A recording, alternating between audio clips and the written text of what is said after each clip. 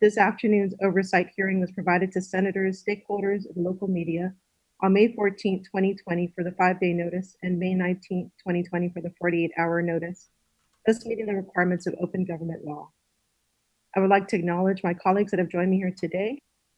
Speaker Tina Minnie Barnes, Vice Speaker Tamina Nelson, Senator James Moylan, Senator Kelly Marsh Taitano, Senator Tello Taitigui, Senator Amanda Shelton, Senator Mary Camacho Torres, Senator Clint Rigel, Senator Regine Bisco-Lee, Senator Luis Muña, Senator Joe Sinagasti, and let me see if I missed anybody. It looks like I caught everybody from my list, from what I could tell.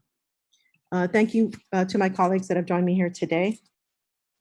The purpose of this oversight hearing is to review procurement process during this COVID-19 health emergency using information related predominantly to the procurement of quarantine facilities. The committee will continue to receive written testimony until 4 p.m. Tuesday, May 26, 2020. And please address testimony to Senator Sabina Perez, Chairperson of the Committee on Environment, Revenue and Taxation and Procurement, or it could be dropped off the mailboxes at the Legislature or emailed to office@senatorperez.org. So I would like to go over the rules of conduct for this virtual oversight. So the host of this hearing will mute all participants until called upon by the chair. Virtual background should not be utilized during this hearing, and participants' face must be visible at all times. When called to speak, please ensure that you are unmuted and that you're speaking into your microphone. Members of the committee wishing to speak may indicate their desire to the chair through the in-app chat feature. The order of questioning will begin with the chair, who shall complete the line of questioning for each respective agency. Upon completion of the agency's line of questioning, the chair will open the floor up to other members. Each member will be allowed to pose a question to an individual agency testifying for a round and will be provided for another round if needed. Note, with the time frame and the number of agencies present, I asked that the questions be kept short and not duplicative to allow for all members a chance to speak. Individuals testifying shall be recognized by the chair before speaking and shall state their name for record-keeping purposes. Questions and testimony must be confined to the substance or nature of the agenda. Personal inference as to the character or motive of any senator or any individual testifying is not permitted. Any violations of this general rule of conduct will result in removal from the an oversight hearing by the host. So I'd like to begin with an opening statement followed by the questions. So basically, I want to thank everyone for being here today for this oversight hearing.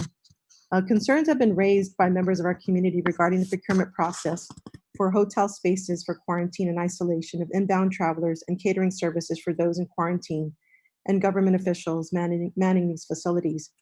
These issues have been front and center in the recent media coverage and have raised concerns over the procurement process as a whole. With little time to react, the pandemic has posed an unprecedented challenge for our people, and our institutional norms on all fronts, including procurement, have been challenged. Our people are resilient. Our island has responded to devastating natural disasters such as earthquakes and typhoons, which have their endpoints. However, with the global spread of COVID-19, the endpoint is not so clear. Issues with procurement have existed before COVID-19, and it is urgent, especially now with the evoking of the Emergency Powers Act, that the process be assessed to ensure principles of fair competition and equity remain intact, and that we uphold accountability and transparency. To be clear, the committee has received no complaints that the procurement of hotels was in itself an unnecessary act. Quarantine facilities are a prudent and necessary means of combating the pandemic. The governor and our public health officials made the right decision to act quickly, and thankfully, we have not had the triage and the mass burials experienced by the hard-hit regions such as Spain and Italy. Our overarching goal today is to clarify the emergency procurement process during COVID-19 pandemic and ensure the government of Guam is following protocols consistent with local and federal guidelines for the reimbursement of emergency services. Furthermore, information shared today may elucidate shortcomings in our existing procurement processes, and this insight can be used to modernize and strengthen our procurement regulations.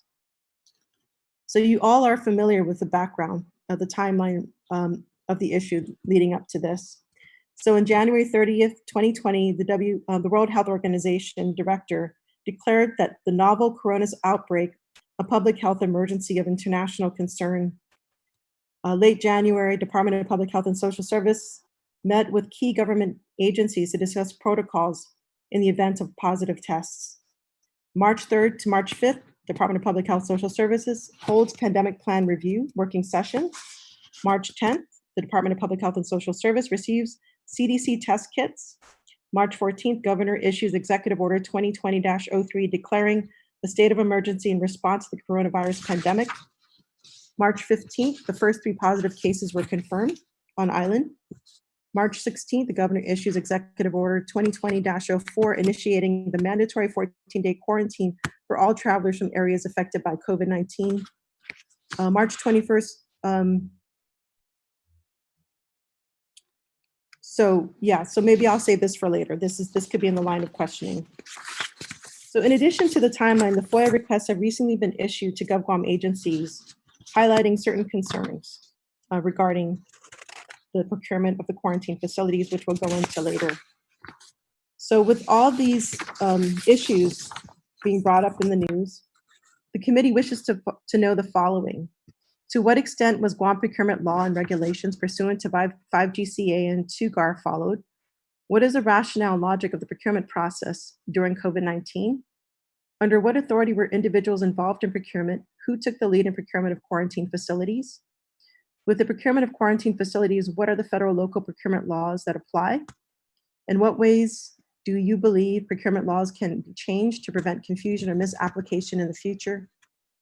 And so what are the implications for future procurement as GovGuam has been granted over $1 billion of federal funds for COVID-19 relief?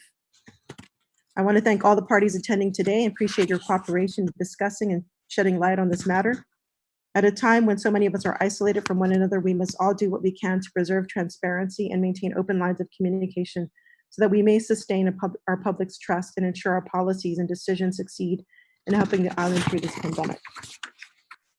Okay, so to begin with the line of questioning, I would like to recognize the Office of the Governor. I do appreciate the members being here today. So we're going to start with introductions. So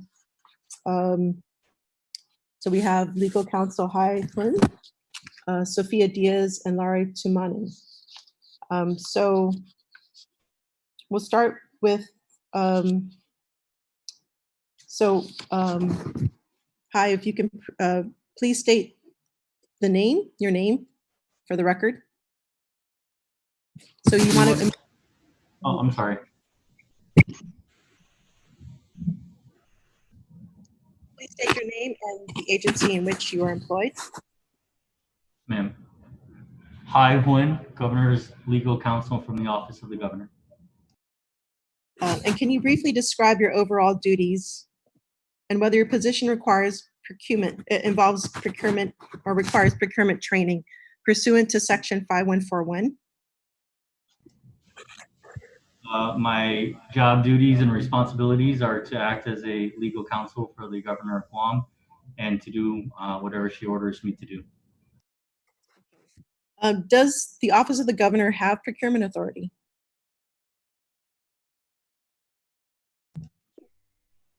Are you asking if the law provides the Office of the Governor with procurement authority? Yes, that's one. Yeah, that's one thing. Basically, does the Office of the Governor have procurement authority? I believe there are people who can procure traditional procurement in the Office of the Governor, correct? Okay. So do you understand what authority they've been granted that ability or that responsibility? I'm assuming mechanisms in the law. Is that what you're asking, ma'am? Sorry, can you say that again? I'm not understanding your questions clearly, ma'am. Are you asking who has given the authority? Yes. So under what authority is the Office of the Governor able to procure? The Guam Code. I'm sorry. Guam Code, ma'am. Guam Code specifically? Ma'am, are you looking for me to give you citations? Okay, so if you want to fill in the answers later, you can send in a response. Okay, so going to the issue at hand, is this your first emergency procurement in an emergency situation?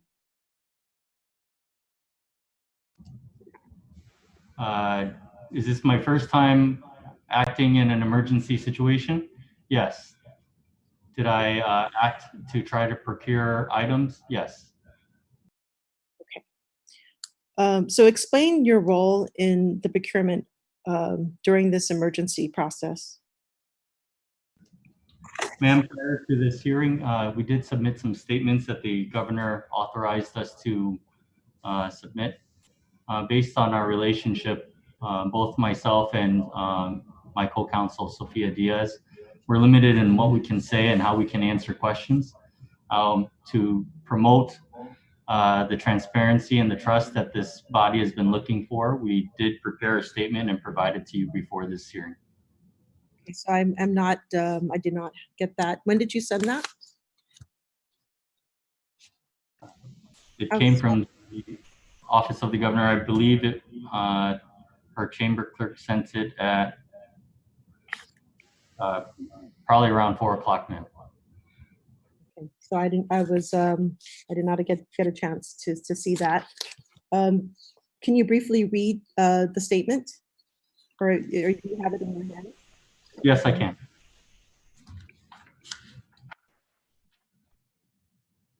There is one part that pertains to Ms. Diaz. Would you like her to read that, or would you like me to read the whole thing? It's up to you if you want to read. I'll just read it. It's dated May 21st, 2020, to the Honorable Sabina Perez, Chairwoman on Committee on the Environment, Revenue and Taxation and Procurement, 35th Guam Legislature. From Legal Counsels Hai Huan, Legal Counsel Sofia Santos Diaz from the Office of Legal Counsel, Office of the Governor of Guam. Attached to this was the cover letter from the governor where she asserted her attorney-client privilege for not only our office but also that of the Office of the Attorney General. The subject heading on this memo was the virtual oversight hearing on Thursday, May 21st, 2020, and the body begins. The governor has authorized her legal counsel to provide the following limited statement at this oversight hearing. This authorization shall not be perceived by the chairwoman or the committee as a waiver of executive privilege, which includes the gubernatorial communications privilege, the deliberative process privilege, and the attorney-client privilege. Instead, this statement is intended to provide context to previous statements already provided to the public on multiple occasions. We ask that this body refer to Attorney General Opinion 09-1089 for discussion on these privileges and the separation of powers doctrine. Pursuant to the electronic signature issue that I understand that the body is interested in, we are authorized to provide the following statements. Prior to May 1st, 2020, the governor's legal office assisted the director of the Department of Public Health and Social Services by attempting to account for all documents in which she signed digitally or with a wet signature. A procedure was developed to log the request for her signature, and this procedure was developed because the Department of Public Health and Social Services staff, the Joint Information Center, and the Office of the Governor determined that there was a need to have a central repository for all items signed by the director. The procedure entailed personal contact with the director, whether by phone or in person. Then documentation of the approval would occur by virtue of an email to the custodian of the electronic signature. The director would receive a copy when finalized. The governor's legal office keeps a log and a copy of each document at its office on behalf of the director. The governor's legal office sought the director's digital signature 5 times. Each time the director approved its use. The 5 times are on March 29th, 2020, for the Public Health Guidance Memo number 2020-03. The second time was for letters regarding the use as non-congregate shelters. That request was on April 1st, 2020. None of those letters were ever published or finalized. meaning they were not ever sent out to the intended addressees. Number 3, public health to quarantined individuals letters. Those were approved and finalized on April 3rd, 2020. Public health guidance number 2020-05. Those were approved and finalized on April 8th, 2020. And public health guidance memo number 2020-06, again approved on April 8th, 2020. Only 4 of the 5 approved uses were ever finalized, sent to intended addressees, and or published. The remaining approved use was prepared, but not finalized, delivered, or published. Those documents are considered drafts and were mistakenly disclosed in response to FOIA requests. The second issue is the procurement of quarantine and isolation facilities. Here are the facts that we're prepared to provide. On March 14th, 2020, Governor Lulian Guerrero issued Executive Order number 2020-03, declaring a state of emergency to respond to the novel coronavirus, otherwise known as COVID-19. As part of the order, statutes, orders, rules, and regulations that would hinder or delay any action necessary to respond to the public health emergency were suspended. More specifically, the governor invoked her authority to conduct emergency purchases. The Philippine government had just announced a surge in COVID-19 cases, and its president ordered partial closure of the airports. There was an expectation of a large influx of potentially infected persons returning to Guam. On March 16, 2020, Governor Leon Guerrero issued Executive Order number 2020-04, in which she invoked authority under 10 GCA Section 3333 to restrict entry into Guam, and the authority prescribed in 10 GCA Sections 19604 and 19605 to isolate and quarantine. March 17, 2020. It was discovered that the Homeland Security Advisor had not procured quarantine or isolation facilities as previously reported. Homeland Security's reliance on condemning a certain hotel was not approved. Legal counsels were instructed to and quickly engage with the Guam Hotel and Restaurant Association, GHRA, to seek hotel properties willing to serve as quarantine sites. GHRA was later able to report that only the Days Inn, Wyndham Garden, Santa Fe, Perez Court, and Pacific Star responded. All those facilities were ultimately utilized.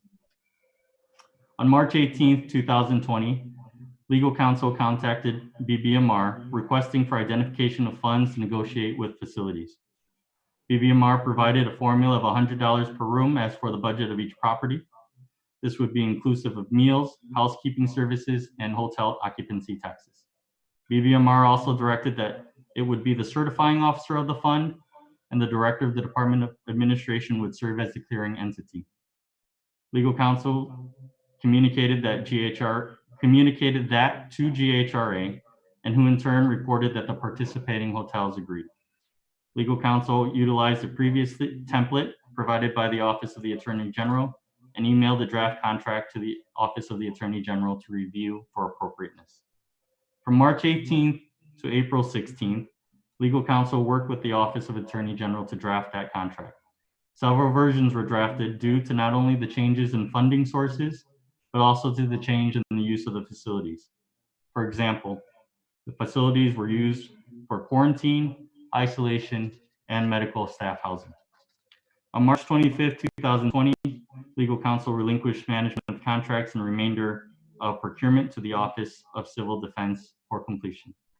On March 26th, legal counsel was informed that the funding source previously identified by BBMR was not approved. BBMR indicated that it would continue to seek other funding sources, and due to this, legal counsel became involved again in the procurement. Legal counsel on April 15, 2020 sought the assistance of the Chief Procurement Officer to help complete the record. On April 16th, the Chief Procurement Officer suggested that pursuant to the executive orders, the procurement record may not need to be as detailed as what was previously suggested by the Office of the Attorney General. On April 16th, legal counsel preemptively provided Office of the Attorney General with emailed copies of the most recent,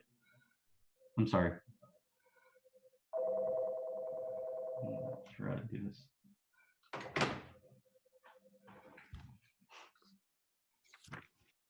Pardon me.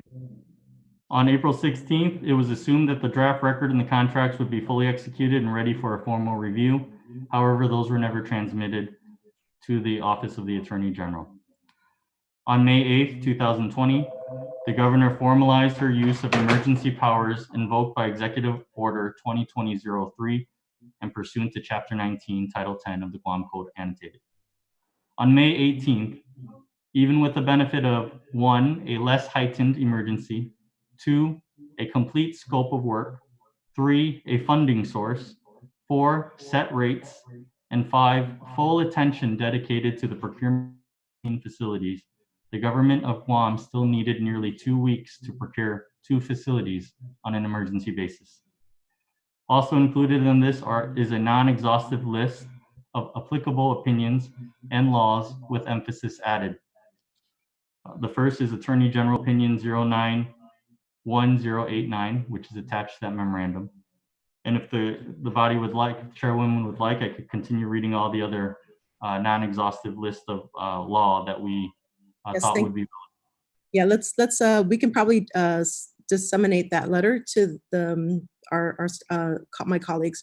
But if I'd like to interject here, so would you basically would you characterize your role as did you take the lead in procuring these facilities?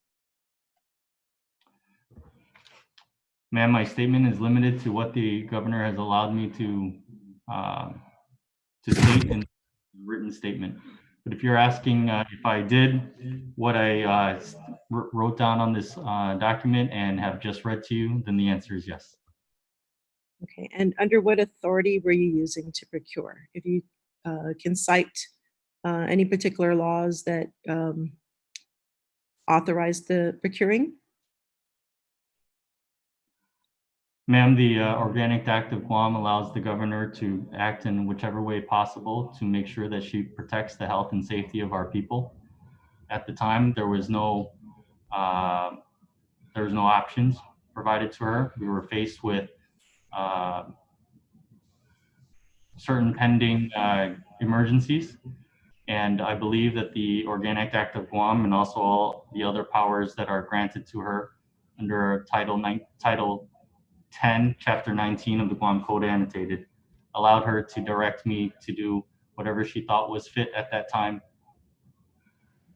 So looking at the executive order, so Executive Order 2020-03, it basically reiterates the Emergency Health Powers Act. And it says that pursuant to Section 19403A1, Chapter 19, Title 10, Guam Code annotated, statutes, orders, rules, and regulations that prevent, hinder, or delay necessary action to prepare for or respond to the public health emergency, including but not limited to purchases and hiring, are hereby suspended. To your knowledge, were there any rules that have been suspended?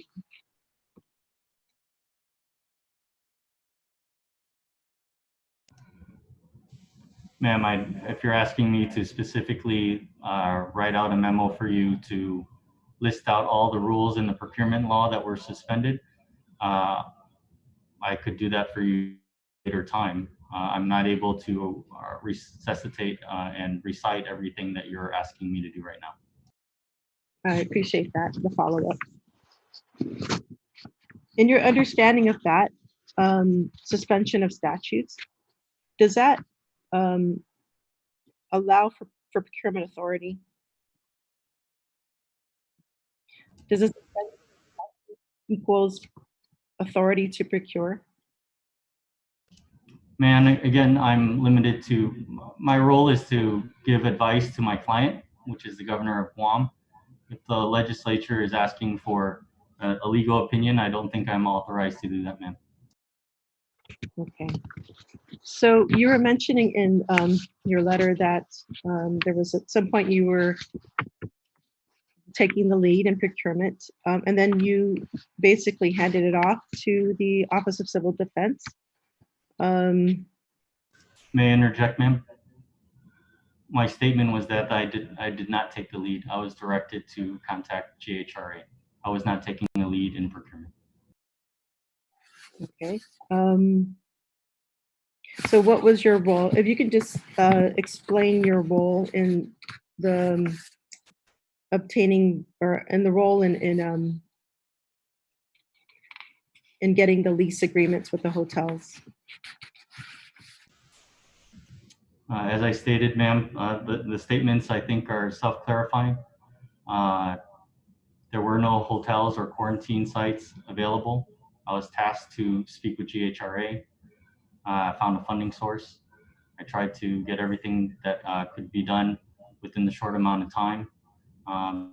We've seen thousands of people coming to Guam and not knowing the extent of what COVID can do to our island at the time. So who was the procuring officer? Who took the lead in this, in the procurement of the quarantine facilities? Ma'am, I think those are I've answered the questions that I can answer. If you're asking who was the procurement, it depends on what you're defining as procurement. I was tasked to try to get these hotels and try to do it as quickly as I can, and I believe I followed everything that I needed to do. Okay, so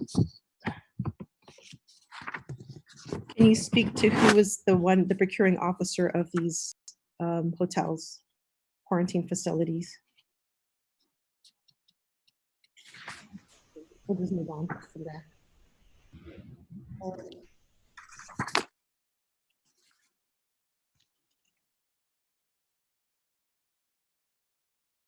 Could you provide the committee with the SOPs for digital signatures? I just recited it to you, ma'am, and it's in the it will be in the letter that that was provided to you.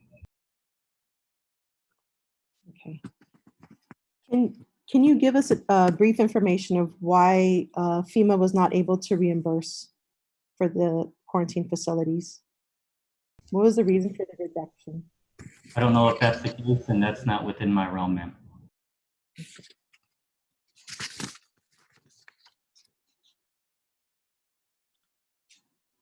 Okay, so I would like to give an opportunity. Well, I would like to move on to the next person.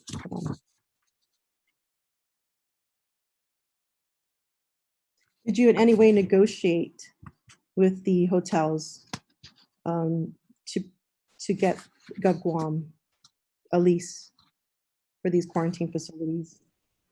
Ma'am, at this moment, so that I don't overstep what my client has allowed me to say, I would like to defer to the written statement that has been read and previously provided to this committee. Okay.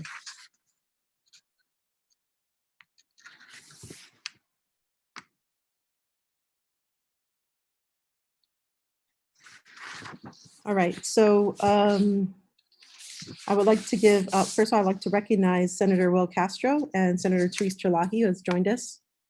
I would like to give my colleagues at least one round of questions for the Office of the Governor. So I would like to recognize Speaker Winnie Barnes. If you can unmute yourself, Speaker. Or if, sorry, if there's anyone who has signed up to ask questions. Sizu Smasi, Madam Chair, and thank you for giving me the opportunity to ask my questions. And I did have a couple of parts, but maybe I'm just going to ask whoever can answer this from the government's perspective.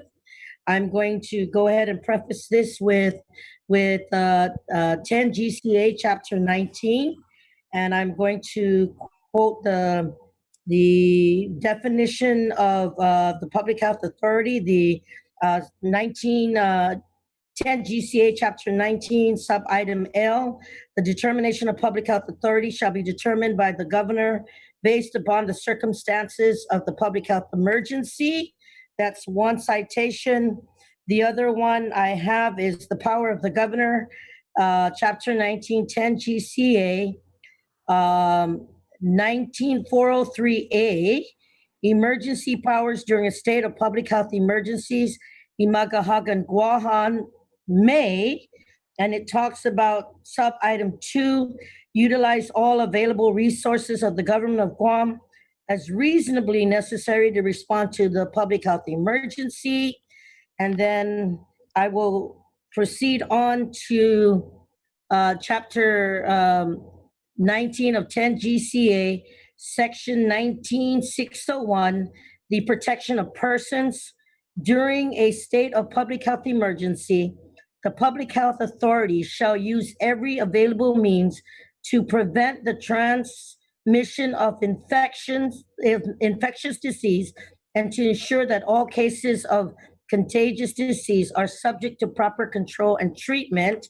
And then I will also note the governor's power to quarantine, which is chapter 1910 GCA, Guam Code Annotated, which I would quote section 19604, the authorization during the public health emergency, the public health authority may isolate, consistent with the definition of isolation in section 19103H, or quarantine, consistent with the definition of quarantine in section 19103O, an individual or group of individuals. This includes individuals or groups who have not been vaccinated, treated, tested, or examined pursuant to sections 19602 and 19603. The public health authority may also establish and maintain places of isolation and quarantine and set rules, make orders, and failures to obey these rules, orders, or provision shall constitute a misdemeanor. So as I'm reading these citations or these provisions within 10 Guam Code Annotated Chapter 19, my question in part is for anybody on the administration, more specifically, if I don't know if this public health is here, how long would how long would this delay the ability to quarantine passengers take if the emergency power procurement was not in place?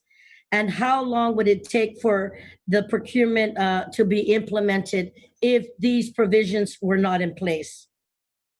And what is the potential impact for the island as a whole if this was not created? So I give that to anybody in the administration.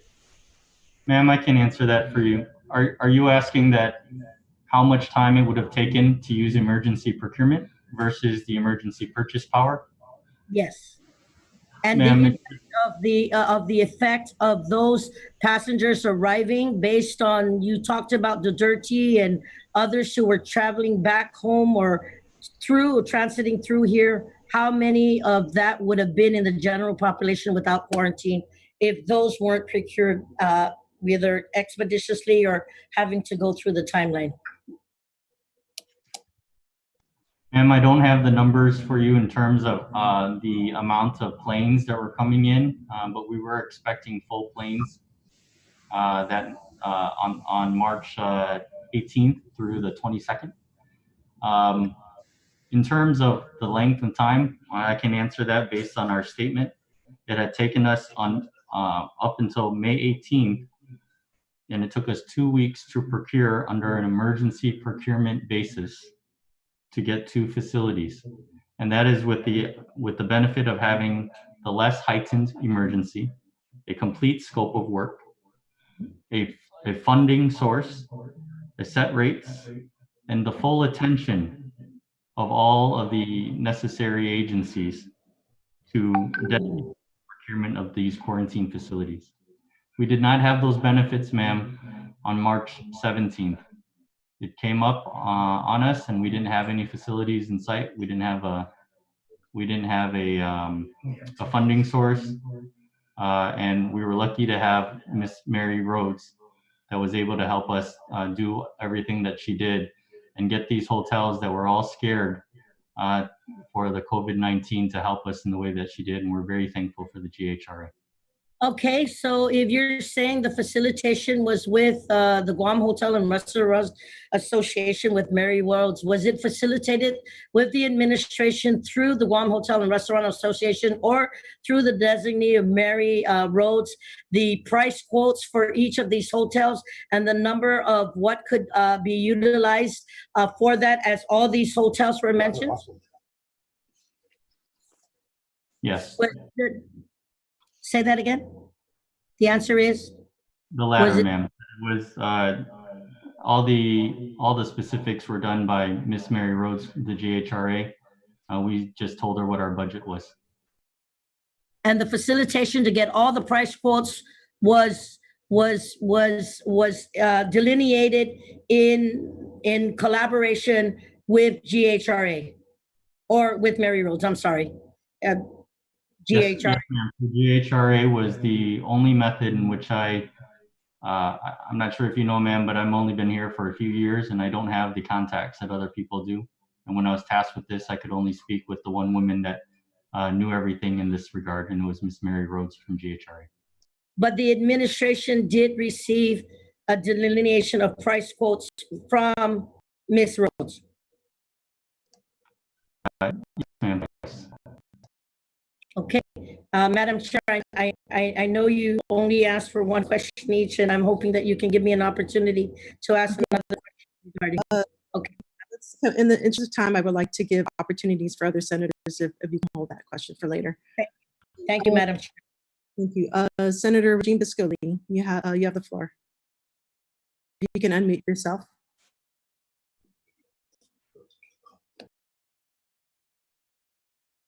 Thank you, Madam Chair. Can you hear me? Yes, I can. Okay, thank you very much. And thank you everybody for joining us this evening. My question is with regard to the payment for hotels leased as quarantine facilities, as well as the Tier 2 clinics. So I'm not sure if this is a question for Attorney Nguyen or maybe Mr. Byrne from DOA, but I wanted to ask, at today's press conference, the governor stated that Tier 2 clinics have not received payment because the government has not received invoices from these clinics. And so I wanted to ask, why have these invoices not been submitted? Are Tier 2 clinics under the impression that the government is not ready to accept them at this time, or just that these clinics haven't submitted the invoices yet?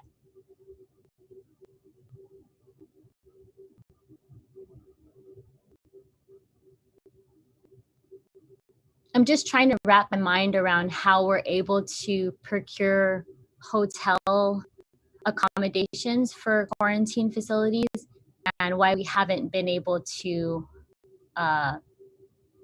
pay these Tier 2 clinics yet. So how you need to unmute yourself? So I'm not sure if that's a question for Hai or if it's a question for Mr. Byrne. Oh, ma'am, I think the misconception in terms of payment, I can't tell you that answer. But in terms of the clinics, I can tell you that we don't have an MOU. Okay. Vice Speaker Nelson, do you have a question? I have questions at this time, Madam Chair. All right, I just want, so does anybody member, I don't have a listing of who's next. Please message me. Okay, so I'll just go ahead with a follow-up question. So you were mentioning that you were in contact with Mary Rhodes from the Hotel Restaurant Association, and she provided you with information. Who then procured the lease, or who then followed through with the leases of the quarantine hotels? Ma'am, I'm sorry, I really don't understand your line of question. I don't mean to be disrespectful, and I'm trying to answer your questions, but you keep on referring to that, and I can only tell you what I did, but I don't know what you are meaning by keep asking who's procuring or who's, I can only tell you what I've done. Okay.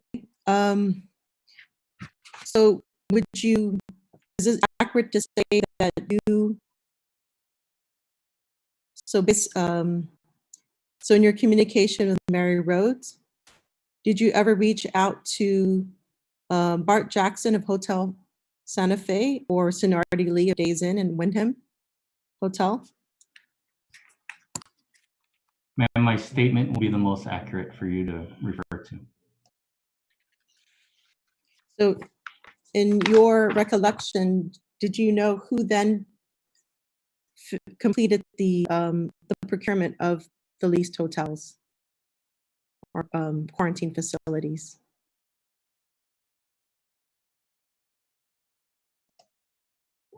Can I ask how you're defining procurement, ma'am? Maybe that will help us guide this along. Sure, I can refer to the definition itself. That would help clear it up. Let me just look for The definition of Title 5, ma'am? yeah, and 5030 O is a definition for procurement there. That was not what was used, ma'am. We use the authority under Title 10. Yeah. So can you clarify what the definition is in that Title 10 procurement? There's no definition, ma'am.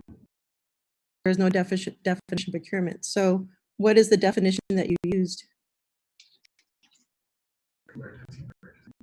The governor invoked her emergency purchase power. That's under, you didn't let me finish, or you opted to not have me read all the applicable laws. Would you like me to do that now? Would that be more helpful? You can basically quickly refer to that. So you're basically stating that the procurement authority is under Title 10 and you use the word purchase. Is there a definition of purchase in that law?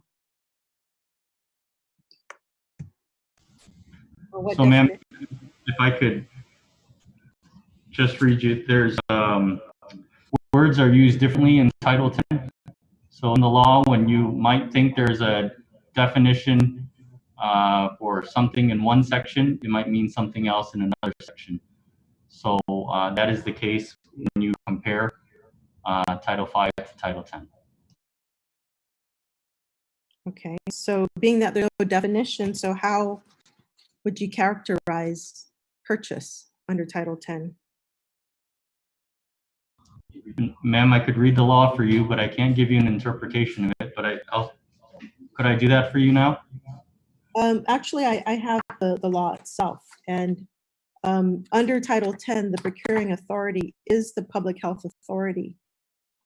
And to your understanding, who is the public health authority? Ma'am, I don't believe that's what Title 10 says. In fact, I think the speaker articulated very well all the various parts of Title 10 that are relevant in this case. So she said it quite succinctly. And unfortunately, I can't give the legislature legal advice because you're not my clients, and I have a very limited ability with my license. Okay, so Chapter 10, are we talking about the Emergency Health Powers Act? Is that what we're referring to, just to be clear? Title 10, Chapter 19. Right, so the authority is granted to the public health authority. And to your understanding, who has the public health authority according to this law? Ma'am, if I could just point you to the Organic Act and Title 10, Chapter 19, I believe that authority lies somewhere else. And again, I don't want to run into the risk of giving legal advice or doing anything outside of my scope. But I believe all of the law is there.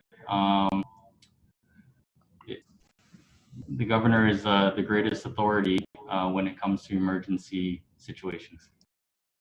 Okay, so under Chapter 10, Title 10, Chapter 19, it states that the public health authority is the director of the Department of Public Health. And according to the Executive Order 2020-30, it identifies the public health authority as director of public health and social services. She is the authority that has authority to procure. Under Executive Order 2020-03, it states under the approval of the governor. So really the authority is given to the Director of Department of Public Health and Social Services. The governor has been divested of procuring authority. So, ma'am, if there's if you can give me a written question, then perhaps I can answer that better for you. I'm not going to pretend that I know all of the law and can do all of the research ad hoc right now. But I would like to point out that there is the Organic Act 48 USC 1421 GA Public Health Services. I think that that might answer your question. Okay, so I have other colleagues that would like to ask a question. Senator Marsh Taitano, you have the floor. Zeus Masi, Madam Chair. So of the few questions, I think the one that might be most relevant now, I'll stick with that one. And I do want to mention before I go to that question is that I really like the format of the questions that you have, and I really appreciated that the last question that you have in order is for us to look at this situation. We've mentioned so many times that it's unprecedented, that there are a lot of moving parts, there are things that we haven't had to do before. And so not only having an oversight to ensure that we understand the process was done properly, but for us all to be looking at whether there's any need going forward to change or improve the process. So I just wanted to mention that I thought that is a very valuable part of this oversight hearing. So my question is related to the holding fee of the unused rooms. And since Mr. Hun was part of that negotiation, on again, off again, perhaps he's the most, he's the one to best answer that as to how the holding fee of the unused rooms, how that was arranged and how the rate was arrived at. Ma'am, I just got numbers and I worked with GHRA, and that is what was arrived at. So you're saying that GHRA was the one who attained the numbers somehow, either negotiated or whatever, and you're not here to speak for her, but she was the one who provided you numbers, and at that point, there was or was not negotiation, or did you work with the numbers she provided? Ma'am, I could read the portions over again. I don't know what you mean by holding fee. I can just tell you that I was given parameters after was working with Mary Rhodes. BBMR got parameters. I gave those parameters to Mary Rhodes, and that is where we ended up. Okay, so you mentioned $100 fee per room, but I believe rooms that were not being used were also paid for. So are you saying that rooms that were used and rooms that were held to potentially be used, that those were also $100 a room? The contracts that were with the governor's order to use emergency purchase powers, those indicate that there was a $100 per room formula. Okay, so the formula across the board. And was the deal that was presented to you by Ms. Rhodes, was it the hotel as a whole, like it was kind of all or nothing, that they were offering all, and that if you were to create a contract, it was going to be the whole hotel or a certain block of the hotel? And was it presented that way, and then that was what was accepted? So, ma'am, I'm limited to my. I'm sorry that I couldn't disseminate it prior, but I believe if you, when you get the statement, that might answer your question. And also, if you review the contracts that were prepared but not ultimately executed in the traditional sense. You'll get those answers. Okay, and I have been provided that because it arrives so close to this, along with the others, I have not had a chance to review it, but I think it will be important to review that. So I do have other questions, but I will wait until it goes around. Okay, thank you, Senator Marsh. Senator Tello-Taitigui, if you can unmute yourself. Situ Masi, Madam Chair, for the opportunity to speak. And hello, everybody. Thank you so much for being here. I know it's hard after work. You're all tired. Hopefully this will go by as quick as possible. And thank you so much, Hi, for being here today, coming on. There's been a lot of talk that you wouldn't come, so I'm glad to see that you're here. And, you know, since the last speaker was talking about Mary Rhodes, I just trying to put my head around this, that I've heard from Mary Rhodes personally that the only thing that she shared with you was a point of contact information for Santa Fe and Pacific Star.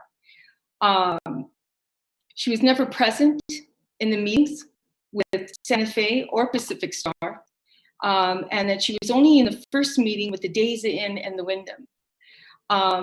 This is something I've heard from something she texted, actually. And it's unfortunate that she's not here, but I just got word that she's trying to call in right now, Madam Chair, to get online so that she can confirm exactly what transpired during these negotiations.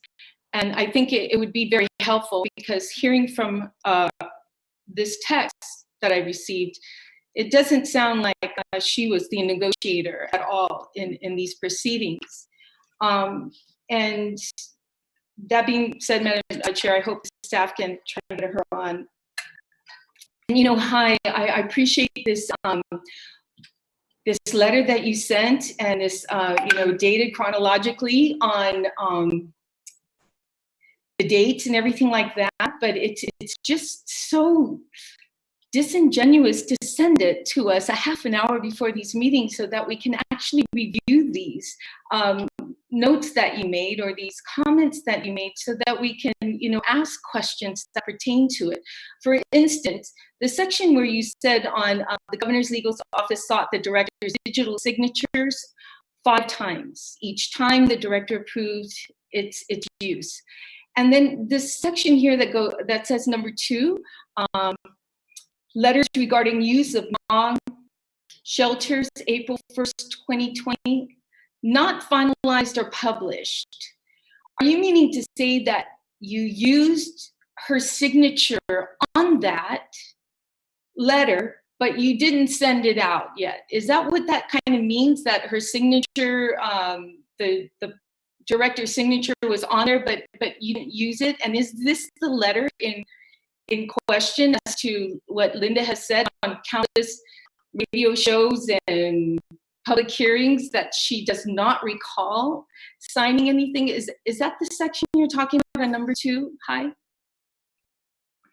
So first of all, ma'am, I'm sorry that you view my attempts to give this body as much information as possible and as clear as possible as disingenuous.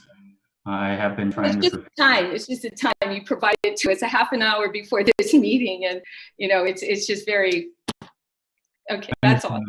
There are just other matters that that took my time as well while I was trying to work on it. So I apologize for that short duration. I'll try to do better next time. Maybe we can do a follow-up. You know, if we review this more, we can do a follow-up meeting maybe next time. Thank you. Anyways, continue. I'm sorry to interrupt. Yes, ma'am. The other issue, ma'am, is could you rephrase the last? Oh, in terms of the number 2. Yeah. The 2. So if you're asking if those are the letters that were mistakenly issued as part of the FOIA, that is correct. Those are the ones that were never finalized, but the signature was approved. And this is the letter that Linda DeNorsi claims she doesn't recall, right? Hi, is that the number 1 too?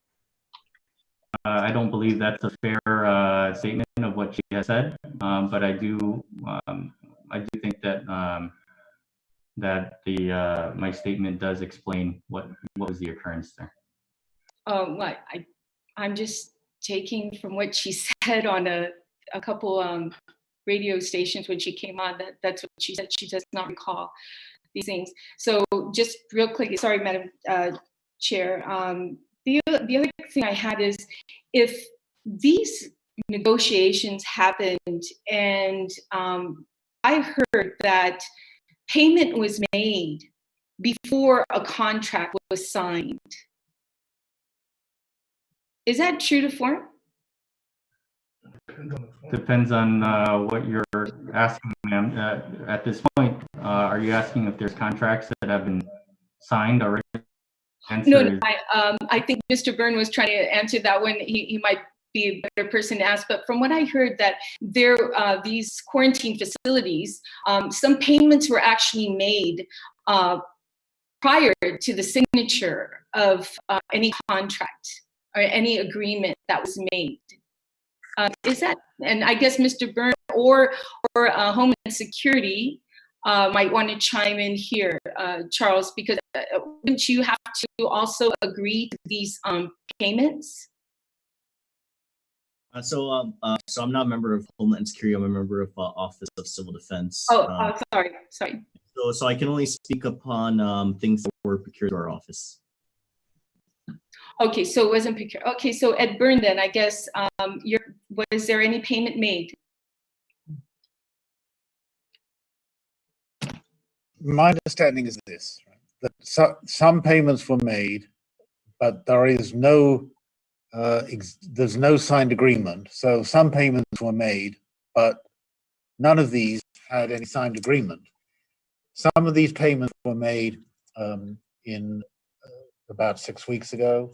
Some of them were made when I received an instruction from the governor to make the payments.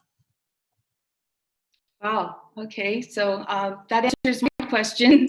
So, Madam Chair, I'll reserve the remaining questions, but this I think may be extended to even more investigation onto how do you make a payment for something that has never been signed into an agreement.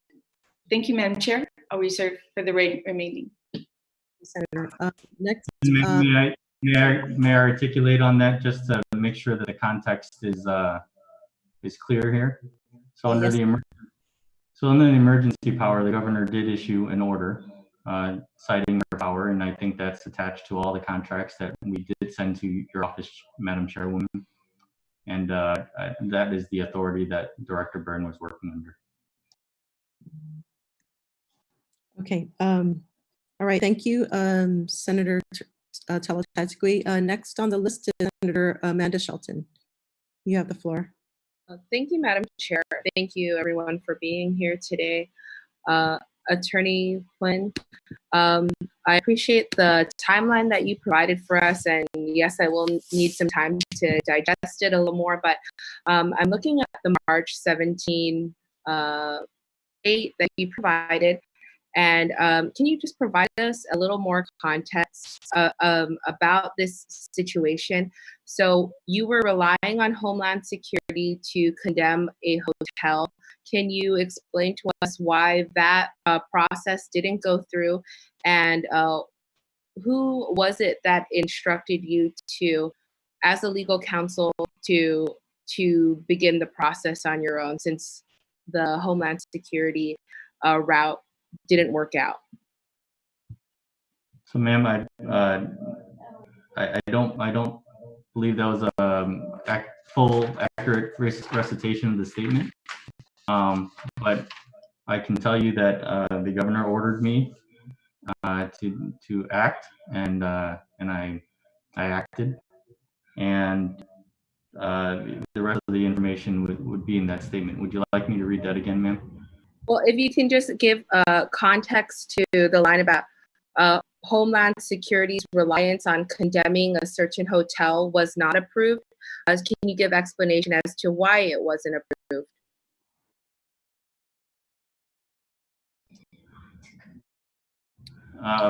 Perhaps condemning is a much Ma'am, I have to stick to my statement, but if you could refer to the various laws that I gave you on the end of that memo, you can see the differences between emergency purchase versus condemning and taking someone's property without their consent. Sure. Okay. Thank you. And thank you, Madam Chair. Thank you, Senator Shelton. Next person is, so before we continue, I'd like to welcome Mary Rhodes. Thank you for joining us, as well as I believe Lester Carlson. Is he here still? Yes, ma'am. Okay, where are you, Lester? Are you able to put your visual on the screen? Ma'am, I'm a little bit impaired in that regard, but I'm here. Audio, I'm following everything. Okay, I'm available. Okay, before we continue, I would like to request Sergeant at Arms to swear you in. I swear. So for both Mary Rhodes and Lester Carlson. Okay. Okay, can you hear me? To see Lester Carlson, Madam Chair, I'm sorry to interrupt, but how can we tell that Lester Carlson is lifting up his right hand on the swearing in, Madam Chair? So we need him visually. Senator, technically, you've known me for a long time. I've had a difficult time getting on this thing. Ask Mr. Evan, ask Mr. Barry. I've been trying very hard to participate. So with all due respect, I am here. Well, with all due respect, I think the Sergeant of Arms needs to see you, Lester. And yes, I've known you for a long time. Thank you for making the attempt to come on, but the Sergeant of Arms needs to see you. Tom, can you see me? No, I just see a sign logo. Hey, Tom, but you know who I am, Tom. I affirm, Tom. Madam Chair, let me know what the instructions are. Madam Chair, I presented this issue to you ever since this morning. It took Yes. me a very, very long, difficult time to participate. I am participating. Well, we did offer our visual conferencing. Yes, and I respectfully declined due to social distancing. So let's put this on the record. Yes, you did, and yes, I declined respectfully because of social distancing. I do not want to expose myself unnecessarily. I am an at-risk person. I don't want to do that. So thank you. I'm participating. I feel that since he's done,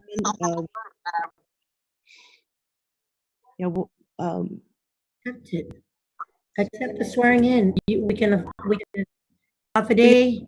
Madam Chair, if I may interject, please. We can affirm that Mr. Lester Carlson is on. We can attest his voice. A lot of us know his voice. If we could just have our Sergeant at Arms have him affirm, that should be at least. And we can also do information and voice tracing to affirm that it is him. Please go ahead and accept the Sergeant of Arms to do the swearing in. Please, so in the interest of time.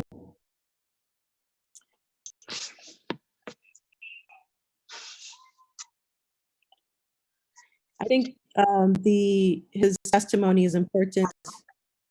I'm sorry, Senator Tello. Thank you, Madam Chair. It's just that, I think the Sergeant at Arms needs to see that his right hand is up. I have no objections of Lester contributing in, but, he doesn't have the ability to be sworn in, but I don't mind hearing what he has to say. Yes, it does. That is inadequate for swearing in. So I guess with a qualification that, he hasn't been sworn in properly, he can contribute to the conversation, but he's not properly sworn in. President, I'm going to swear in Mary Rhodes at this time.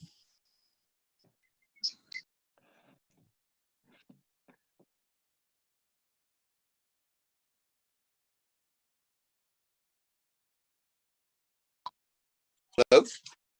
Hi, Tom. Yes. Can you hear me? Yes. Okay, raise your right hand, and I guess you can participate as well, Lester. Under penalties of perjury, do you all affirm that any and all information that you provide today, whether it be verbally, electronically, and in writing, be the truth, the whole truth, and nothing but the truth? So help you God? Yes, I swear. I affirm. Okay, Madam Chair.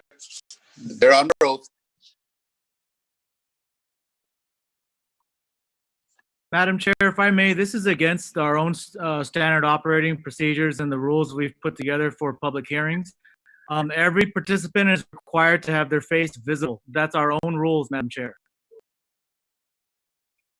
Senator Rogel? Was that Senator Rogel? Yes, it's me. Thank you, sir. I refer the body to the current budget law, Chapter 13, Administrative Section, Part 1, Section 2. It reads, no appointing authority, manager, supervisor, or public officer in any branch of the government of Guam shall require or exert undue influence on any classified or unclassified employee of any branch of the government of Guam to maintain or utilize for employment-related duties such employee's personal expense any form of wireless or internet communications, phone, tablet, desktop, or laptop computer. Yeah, I understand, Mr. Carlson. I understand. What I'm trying to say is that if the chair was unable to get you on visually, then you should be excused from the hearing, is what I'm saying. If that's what you guys want, that's fine with me. I'm willing to participate. I'm citing statute. You guys have standing rules. I believe statute overrules your standing rules.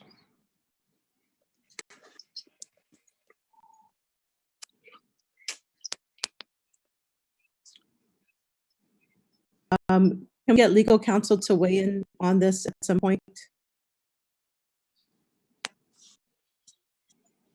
Madam Chair, you are the presiding officer of this hearing, and so whatever call you make is what we will continue with. You began this hearing by going through your list of rules, and so it's really up to you as the presiding officer, the chairperson of this hearing, to guide us. Okay, thank you. I think Mr. Carlson, I would like to invite you on another oversight hearing. So if you could please, at this time, we'll forward you questions. So I would have to ask the host to re-invite you at the next oversight hearing with the visual capabilities. So when I have the visual capabilities at my office, which I explained to your office, I would be more than glad to do so. Thank you very much. All right, moving on. So Senator Will Castro, do you have any questions at this time? Let me go ahead and unmute myself. Thank you, Madam Chair, for the privilege. I had the opportunity to hear legal counsel mention that it wasn't his realm at Adelup to oversee procurement, and I can respect that. However, having been a member of the cabinet and also a member of the governor's senior advisory team, based on my experiences, usually that's how we would discharge the duties that are assigned to the governor, be delegated to a member of the senior staff, and then vis-a-vis down all the way down to the cabinet. So my question then would be to Mr. Hyun, if you were not overseeing or it wasn't your realm at Adelup to oversee procurement activity, could you suggest, to the best of your knowledge, who was within Adelup who had at least supervisory authority or some kind of a role to guide the procurement process forward? That would be my question, my first question. Thank you, Chair. Sir, I can only tell you what I did and what I was ordered to do. Okay, Madam Chair, I understand you limited it to, was that one question? I'm sorry, could you repeat that, or could I carry on another one? One question at this time, please. Okay, that's fine. I respect the rules, and I'll go ahead and yield the time. Thank you. I do have a couple questions for the next round. Okay, thank you. Senator Moylan, you have the floor.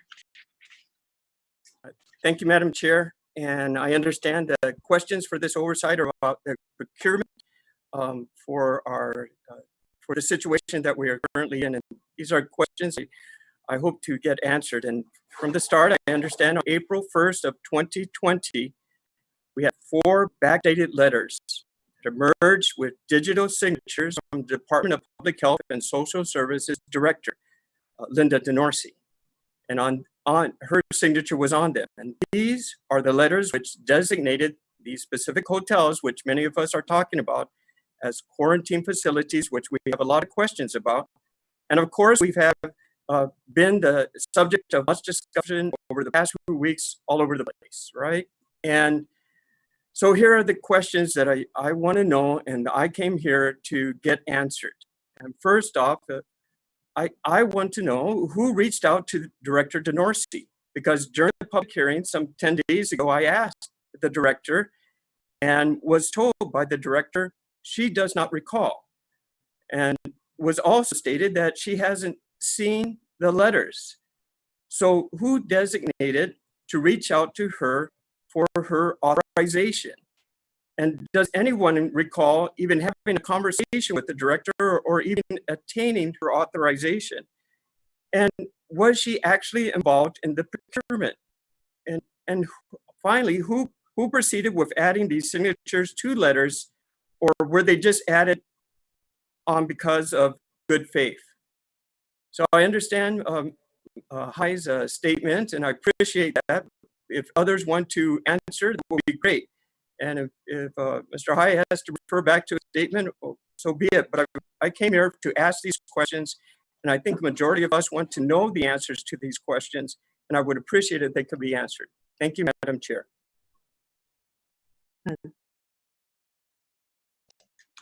Could I defer to Mr. Esteves to let you know what these documents really were? They were not procurement documents. Certainly, if someone can kindly shed light on this, it would be great, please. So Fade, the documents from Public Health, so they're not procurement documents. They're to get approval for the use of non-congregate shelter for potential reimbursement under the FEMA Public Assistance Program. So part of getting the approval for the request for reimbursement is a public health assessment. We're currently on our second request. And so in our first extension, 3-day extension, we received a letter from Public Health basically assessing the need for a non-congregate shelter to be used as a quarantine/isolation facility. So those letters are not for procurement, but they were specifically for the purpose of getting approval from the FEMA Regional Administrator for non-congregate shelter use. Because normally during any other emergency, we have congregate shelters such as our schools, gyms, our tier 1 and tier 2 facilities. So just to let you know, they weren't, the purpose of it wasn't for procurement.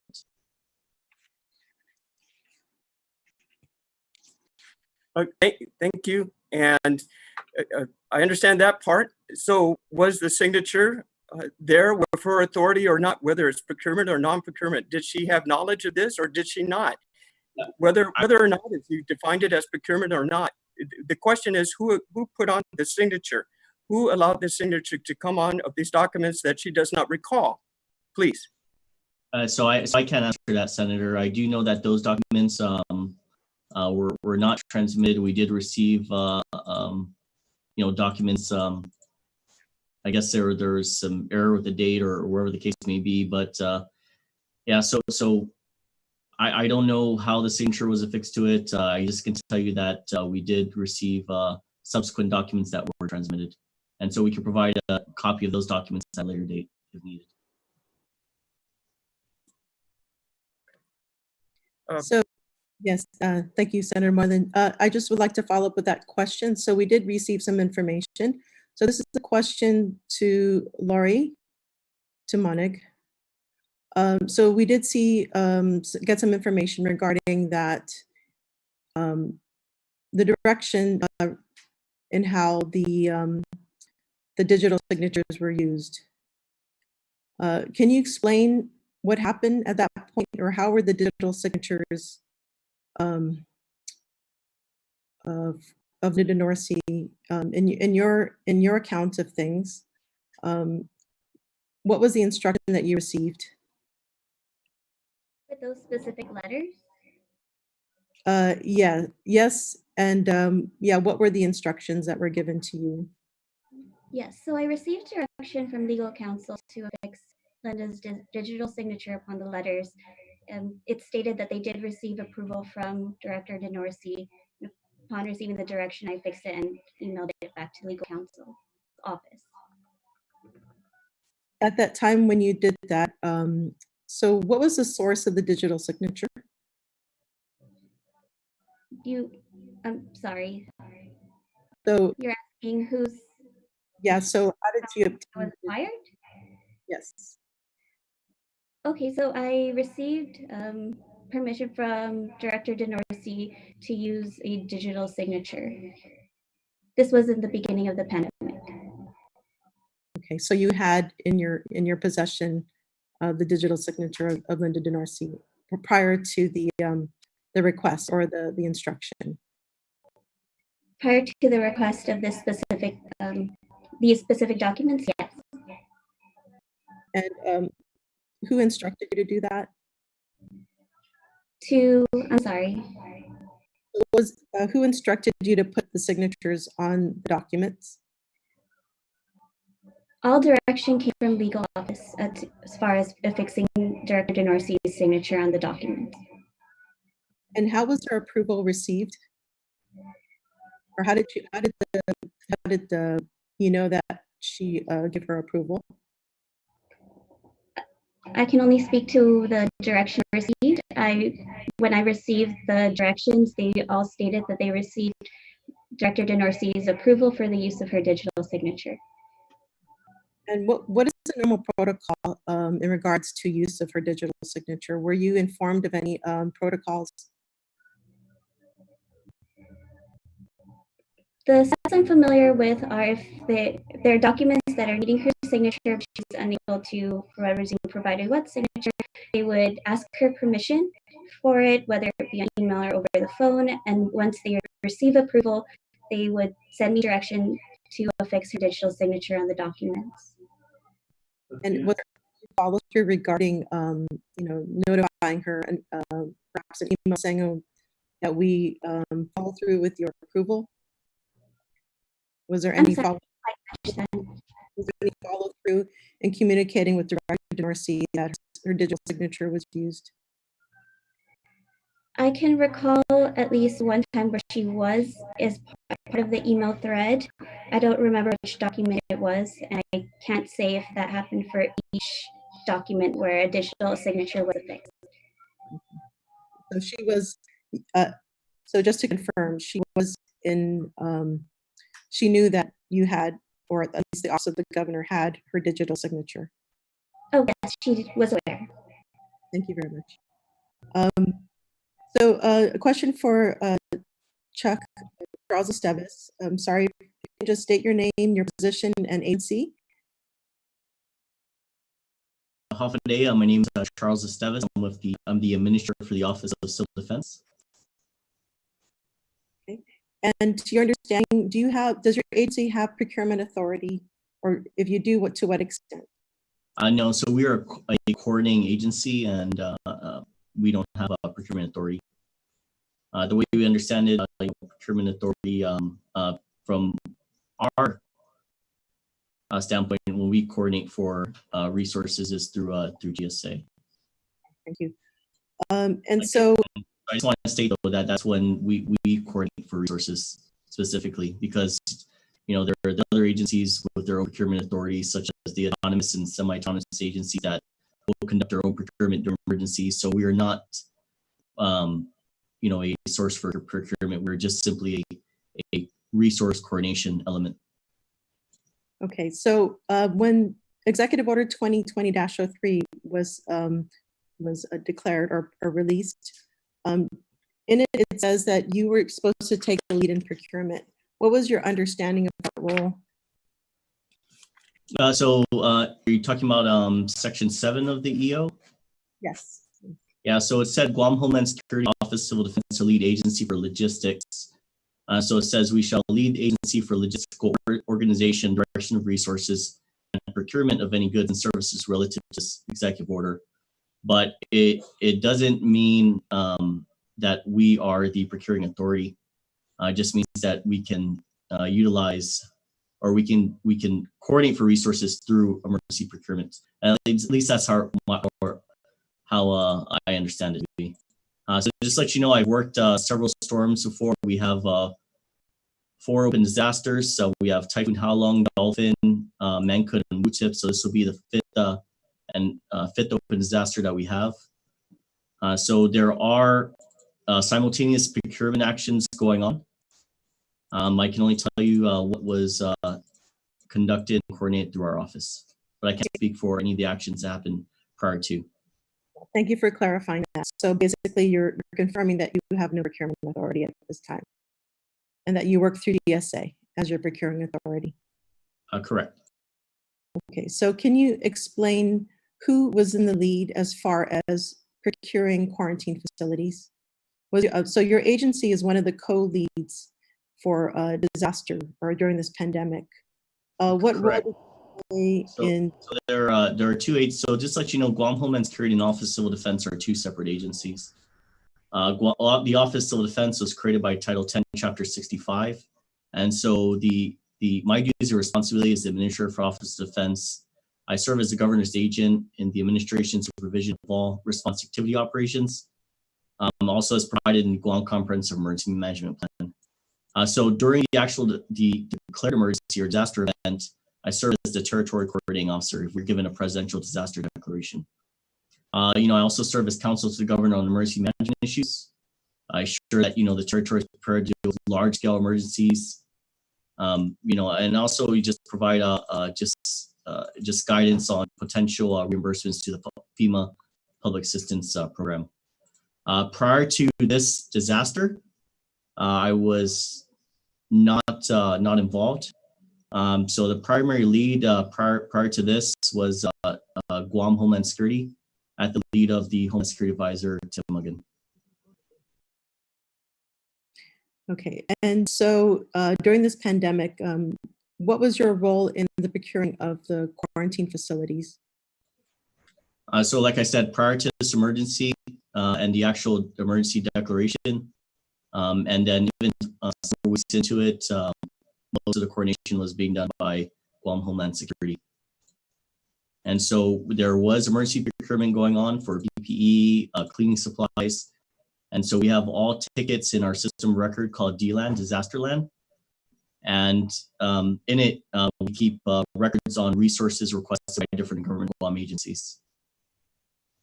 So I was not involved with the procurement of quarantine facilities or the planning of quarantine facilities if they needed specific resources in support of any sort of operations, such as security resources from ESF 13, Public Safety and Security, if they needed National Guard support.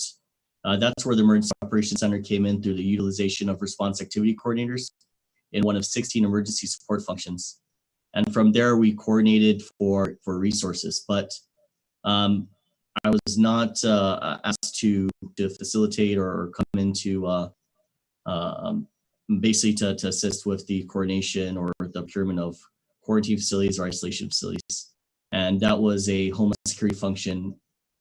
And just to let you know that when the governor declared a state of emergency, that's when I assumed incident command. But incident command, like I said, it's primarily coordination of resources. And so if a resources was actually submitted to DLAN and requested through us, then we would work to first utilize Government of Guam assets and resources. So for example, if we needed vehicles, we would ask ESF 1 transportation, do you have vehicles available with DPW, GRTA, and all the different the Government of Guam agencies in that emergency support function. After the agencies, if they come back and they say that we do not have resources available for whatever reason, then we start going towards emergency procurement. And the fund source that we utilize is the $250K that is given to us for the management of the emergency. So you're basically saying that you were not involved in the procurement of the quarantine facilities, is that correct? Correct. That was not a function of civil defense. That was a function of Guam Homeland Security. Okay. So this is a question for Chief Procurement Officer Claudia Faji. So if you can unmute yourself, please.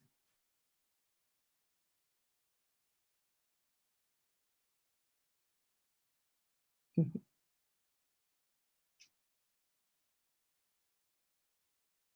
Yeah. Happy day, Claudia. So, in regards to the question of quarantine facilities, so what is the relationship between Office of Homeland Security and GSA? Are you in charge of procuring the procurement process? Yes, I am. So in any emergencies, whatever, as Charles Esteves mentioned earlier, whatever is submitted through the DLAN, and they exhaust the reaching out to the government agencies that can possibly maybe provide those services or equipments. If none is available, then we will work together to acquire the goods or services that's needed during the emergency situation. So in regards to the procurement of quarantine facilities, what was your involvement with that, and what was the earliest that you were involved in the procurement of those facilities? On May 9th is when we actually GSA received a requisition from Homeland Security to procure for quarantine or the QFAC facilities. Okay, so the fact of the matter is that the quarantine facilities were used much earlier, before May 9th. To your recollection, who was doing the procurement prior to that? I'm not aware, Madam Chairman. I had no involvement before May 9th. Okay, so the question goes for Director Byrne. So there was some information regarding that invoices had to be paid. Were you at all, what was the, and there was some information that invoices were paid. So hearing that there was no, were you aware that, or at what point were you aware that quarantine facilities were being procured? I was not. At what point were you aware though?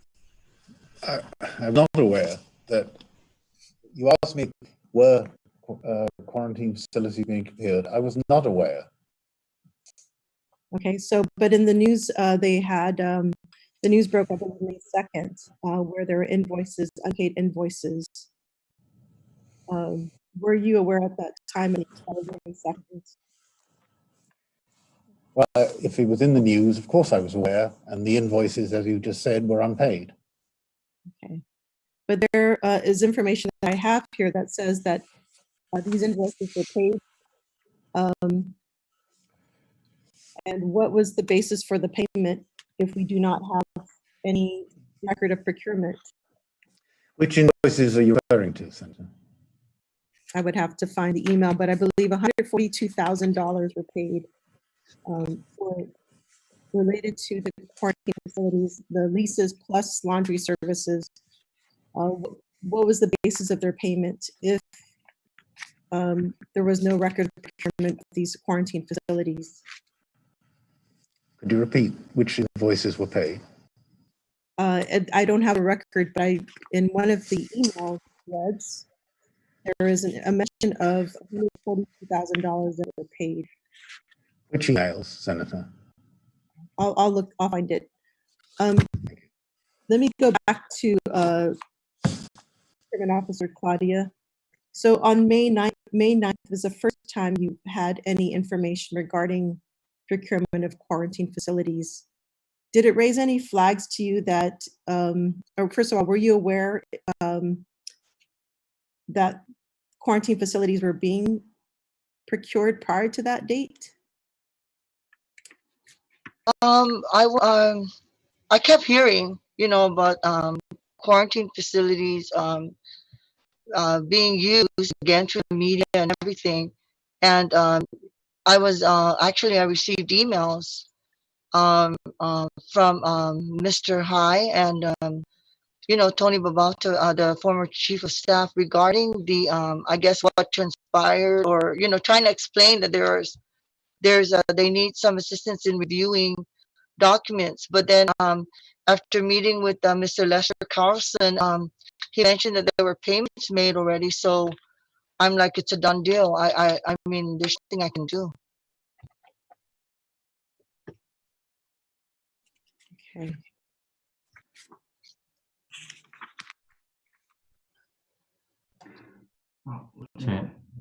Senator or Madam Chair, this is Carla Branch. I'm the Director of Policy for the Office of the Governor. And maybe I can provide the distinction which I think the chair is looking for. And what I would say is it's difficult to fit a Title V peg into a Title X hole.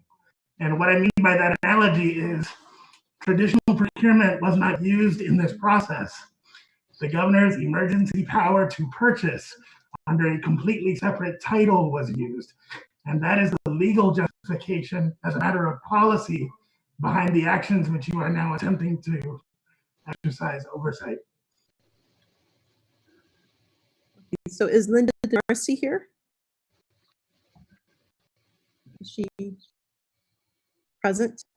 Yes, I am. Linda, were you aware of any of the procurement of these quarantine facilities?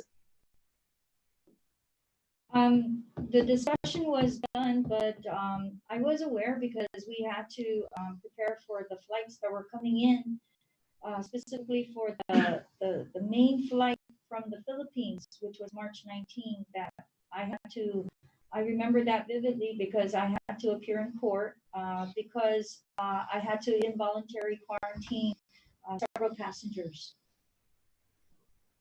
So what's the earliest that you heard about procurement of quarantine facilities?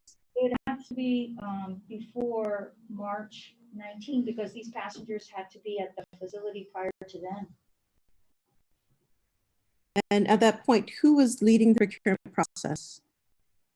Well, I certainly was not the one leading it, that's for sure.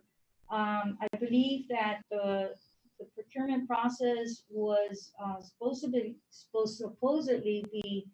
be at the beginning it was I think Homeland Security, and then later on Homeland Security with Tim Uggan, then later on it transitioned on to changes, and then I only know that certain people were taking the lead, and then I found out that High was in charge of doing all these negotiations with the different hotels. That's all I know as far as I'm concerned.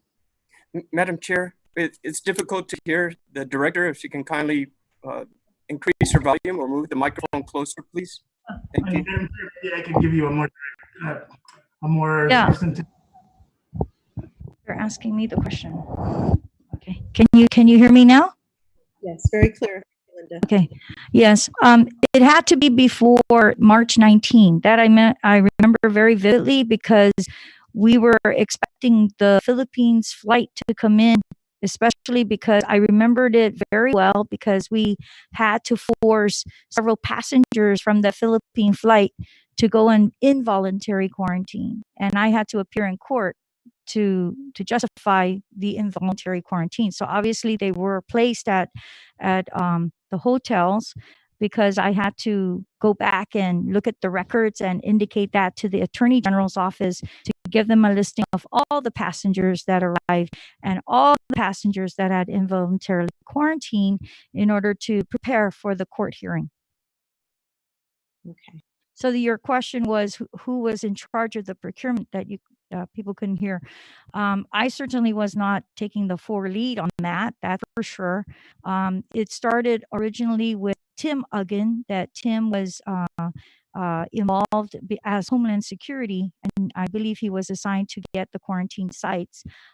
He was there, and also we had a couple meetings together with John Kinata and Tim and myself with Mary Rhodes, just to discuss possible places and to see the fact that we were preparing, should we need an area, we need to figure out, where these places are going to be. But other than that, later on, it shifted from Tim, and then I no longer attended. I think it was just a couple meetings, and that was it, just to help with the coordination of what we wanted. In public health's perspective, my role was to just show them that we need a place so that there's no cross-contamination of a patient that were to come.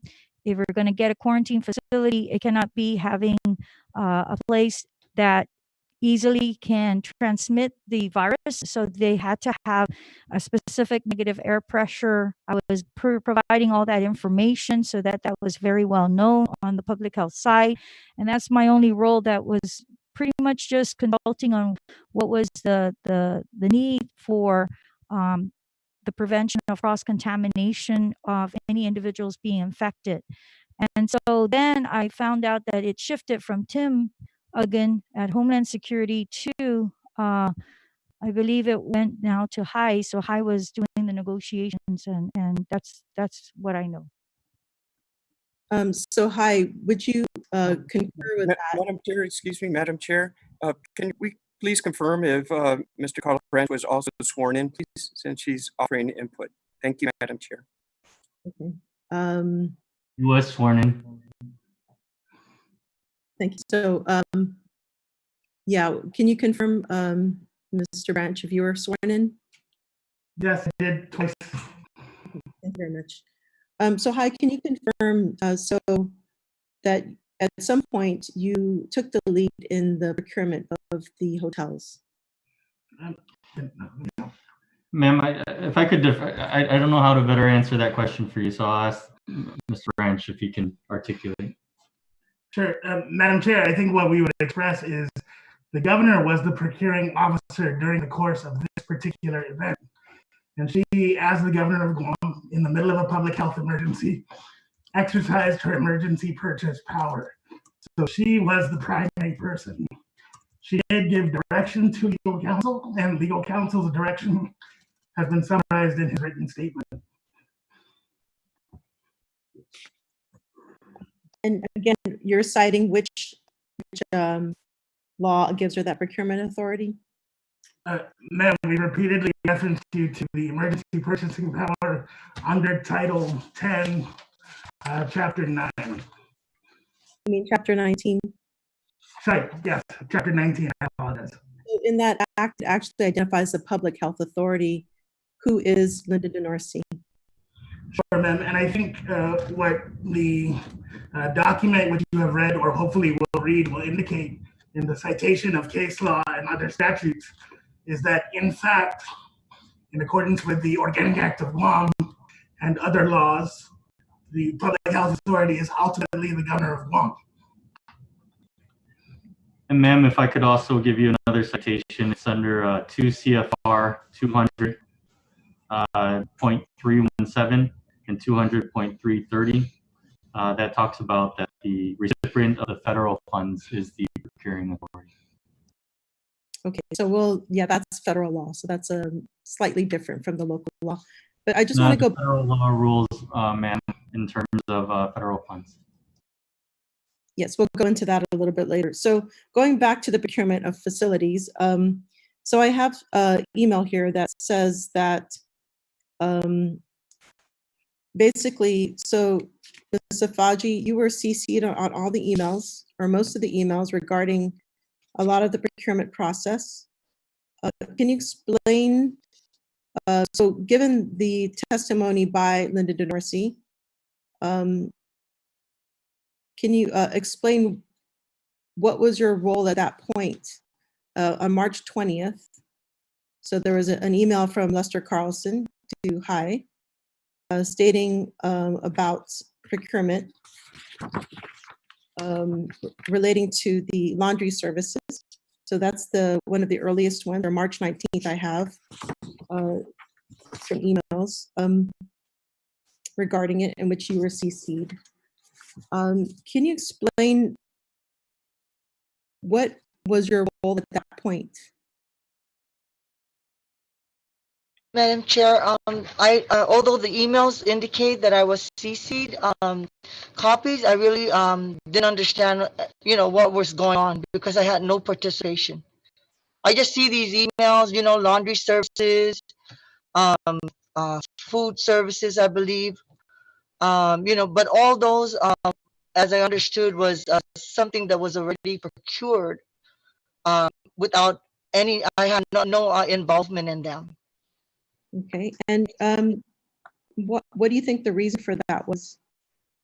Why were you not, because you're the chief procurement officer, you oversee the procurement for the Office of Homeland Security and Office of Civil Defense and the Office of the Governor.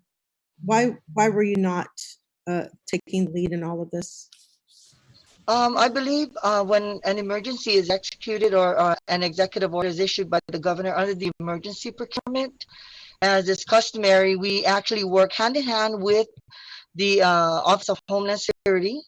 In this case, as mentioned in Chapter 10 of the health emergency, as we were reading the executive order, it did not delineate that the governor suspended either the 5 GCA, which is the procurement statute, or the 2 GAR, the regulations, the procurement rules and regulations. And Chapter 10 did specifically say that if she was going to, again, bypass all those or execute her powers, that it will be stated through an executive order. So my understanding is that we were, again, communicating closely with the Homeland Security Office, since in any form of emergency, that we, again, work through the DLAN system, so that, again, we're always thinking of reimbursement. Okay, and we again, based on our experience, we're familiar with what kind of procedures FEMA is looking for in terms of making sure that we meet our local procurement statutes as it relates to the procurement process. So, so we were relying and working closely with the Homeland Security, which is, of course, the certifying officer, Ms. Marie Kenga. And we have this, of course, working relationship that we always communicating in terms of the needs of the island to like a pandemic like this or any emergency situation. So we always had that good understanding of actually executing these emergency procurement as it relates to the emergency situation. So our understanding is, since it wasn't stated on the EO, on the executive order, anywhere, that again the governor has was empowered to suspend any of the existing or pre-existing statutes or regulations. Our understanding, at least me as the chief procurement officer, my understanding is that we work closely with the Office of Homeland Security, because again, we're under this emergency. Okay, so you mentioned clearly that you work hand in hand with the Office of Civil Defense and Office of Homeland Security. What about the Office of the Governor?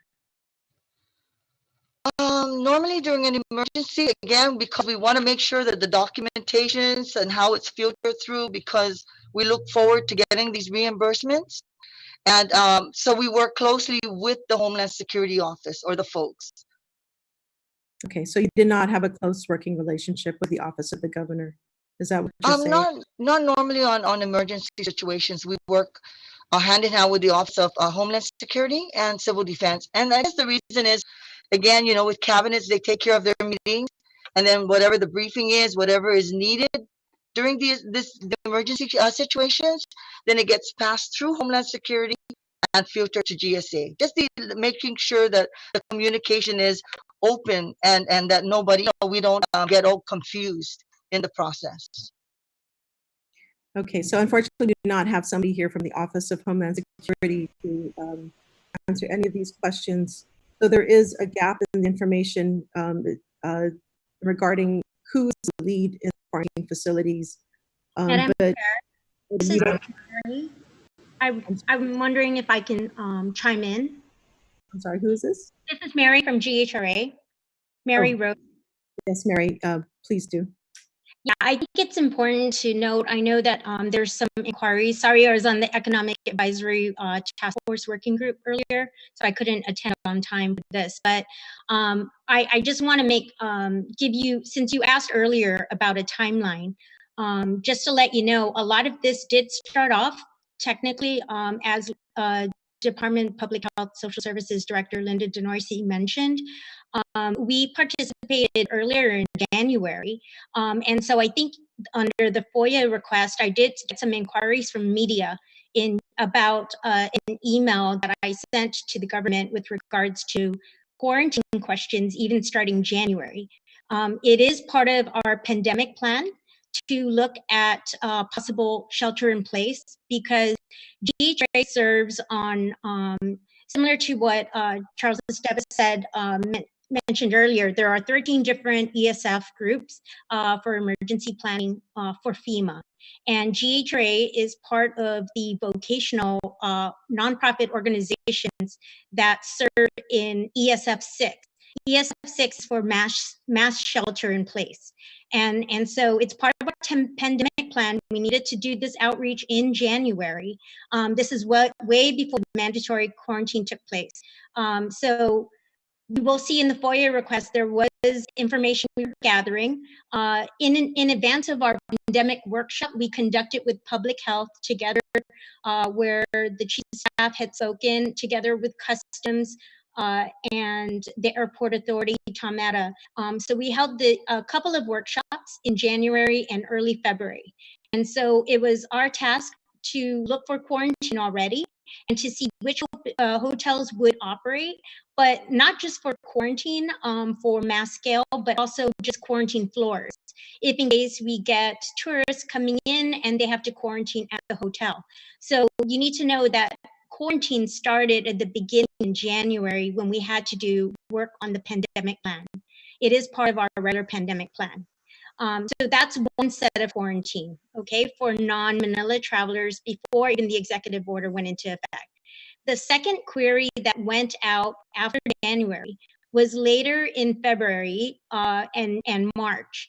And then the March one was more urgent, and that was a direct request from Homeland Security, similar to, again, what Mr. Esteves talked about.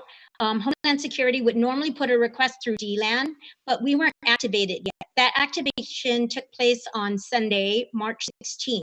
We had already gotten requests last part of February, first part of March, to start looking for facilities who had answered yes to our queries, because they had already anticipated if they are going to do any kind of mandatory quarantine, they have to have the hotels ready to go, because they weren't going to follow the Guam plan.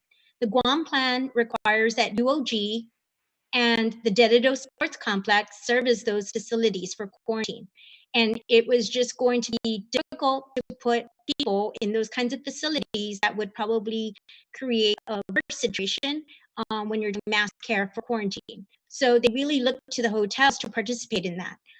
So normally GHRA would participate in ESF 6 for mass care in this situation, but we couldn't put a ticket in DLAN because we weren't activated yet at Homeland Security. So this was a direct request from Homeland Security to GHRA to follow up on where we were going based on my conversations with Director Linda DeNorsi.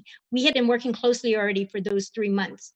I was actually there March 16th when the governor made the announcement for the mandatory quarantine that went into effect. I had met with the Chief of Staff and Homeland Security Advisor, Tim Uggan, right after she made that announcement, and then middle of the night when we had to pull all stakeholders in. We had multiple meetings with hotels, the airlines, tour agents, and even the airport authority to talk about mandatory quarantine going into effect Monday. And so at that time, I needed to provide a good list of hotels who said yes. Unfortunately, none of the hotels said yes to quarantine. Just so you know, you will see under the FOIA request, they all said no. So I had to make personal calls because it was a matter of urgency to get to the hotels who would possibly say yes, who did not answer our survey. And that was to Days Inn, Wyndham, and Cortec initially, and Hotel Santa Fe. Those 4 hotels said yes outside of our initial surveys, and they never responded to our 3 surveys. So that was March 16th when we put those hotels into effect. And then we had a meeting. We had meetings with, I was only present in the initial meeting with Bayview and Days Inn and Wyndham. And the meeting was actually at the Homeland Security Advisor's office, Tim Uggan.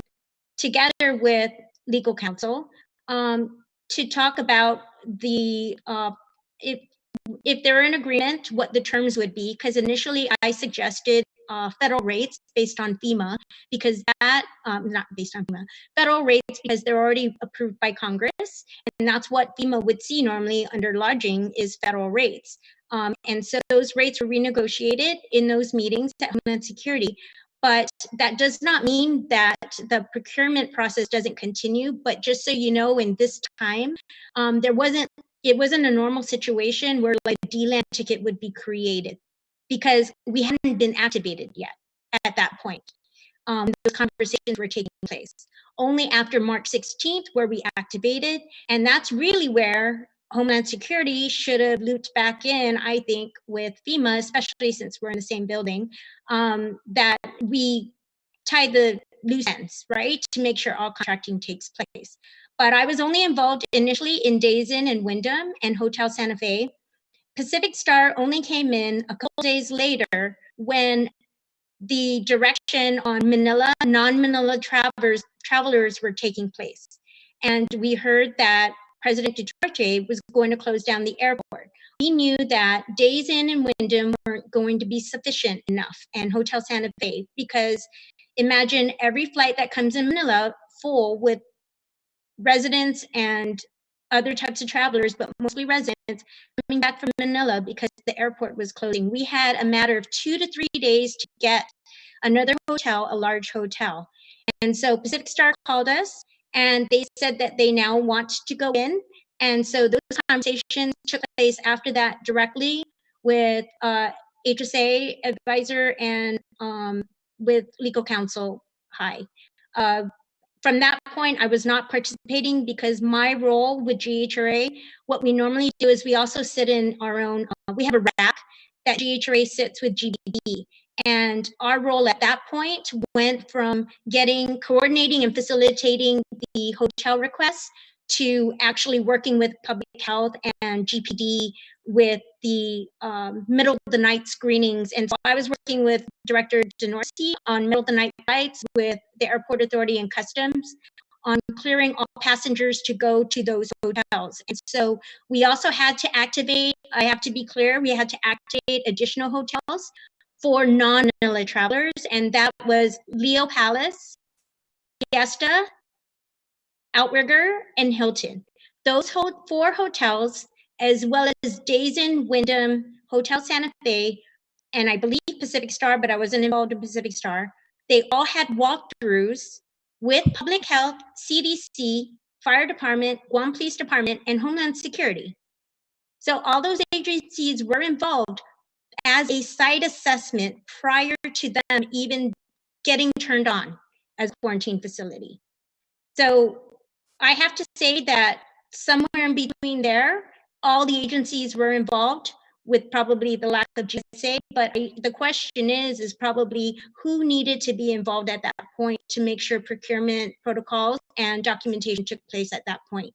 But I have to say in the beginning, because the way it happened, and that's the timeline I think that you're looking for.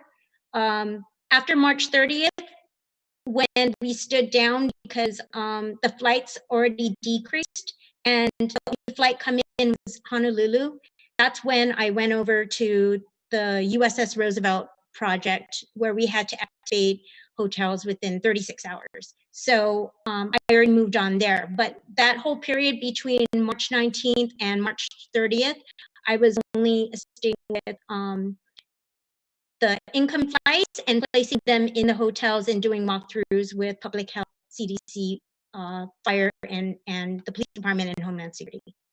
Any questions on that timeline and activities by GHRA in facilitating? No, that was very thorough. Thank you so much, Ms. Rhodes. Okay, so there's a gap here, 316 to 330.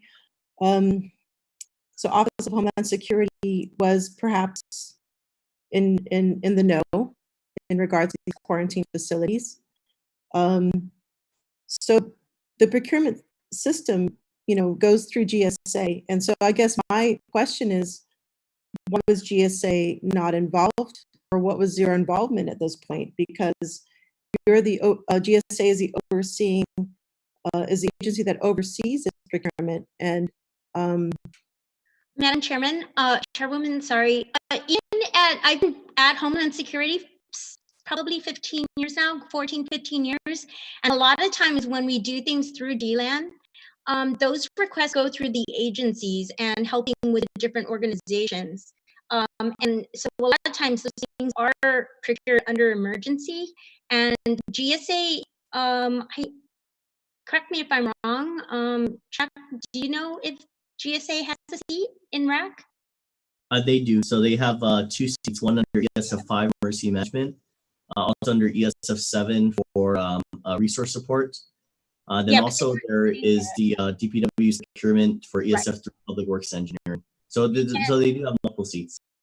And DPW was there because that's how we were procuring the transportation for the buses from the airport. So I guess that would beg the question of how did transportation get covered and also public health during all that time? It would fall under all of those same activities because every time we received tourists or Manila travelers and non-Manila travelers, we had to deal with health screenings at the airport, working with airport and customs, and then DPW transferred them to the hotel.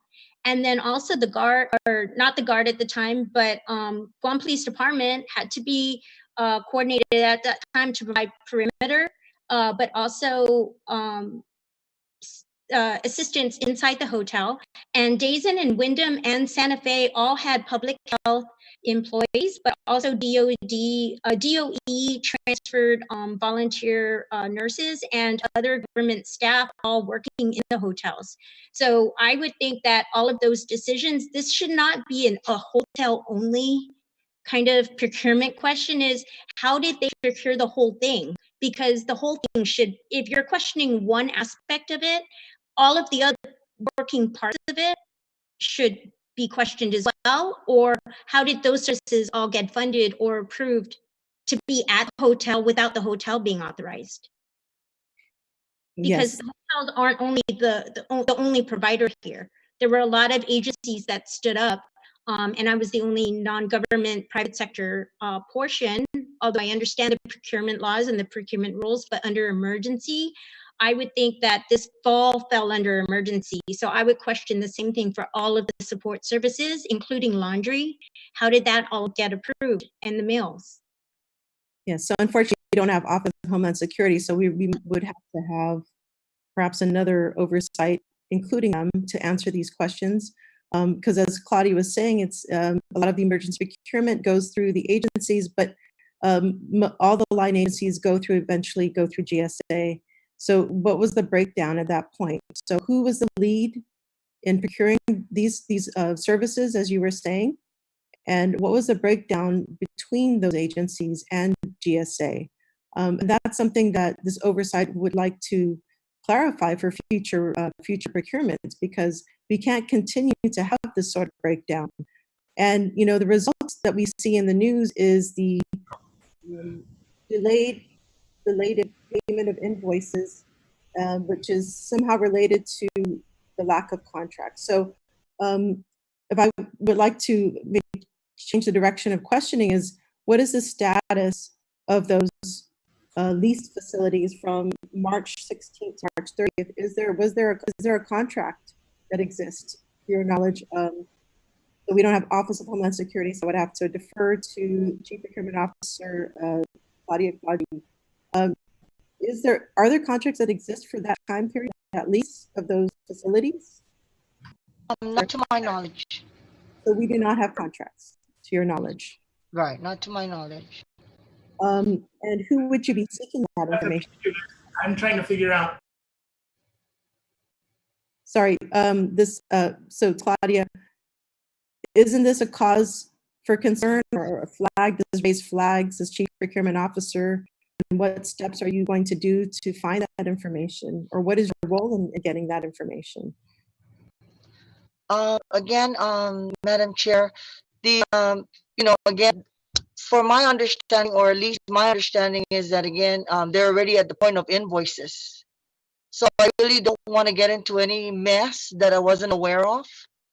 And of course, I did raise concerns with like Mr. Chuck Davis, in regards to communicating with Homeland and Office of Civil Defense like traditionally I do during an emergency. Okay, thank you. So we have the AG office. So Attorney Jessica Toft, do you have any information regarding the procurement of these quarantine facilities? At what point were you involved in this matter? I'm sorry, if you can unmute yourself, please. Oh, you're unmuted.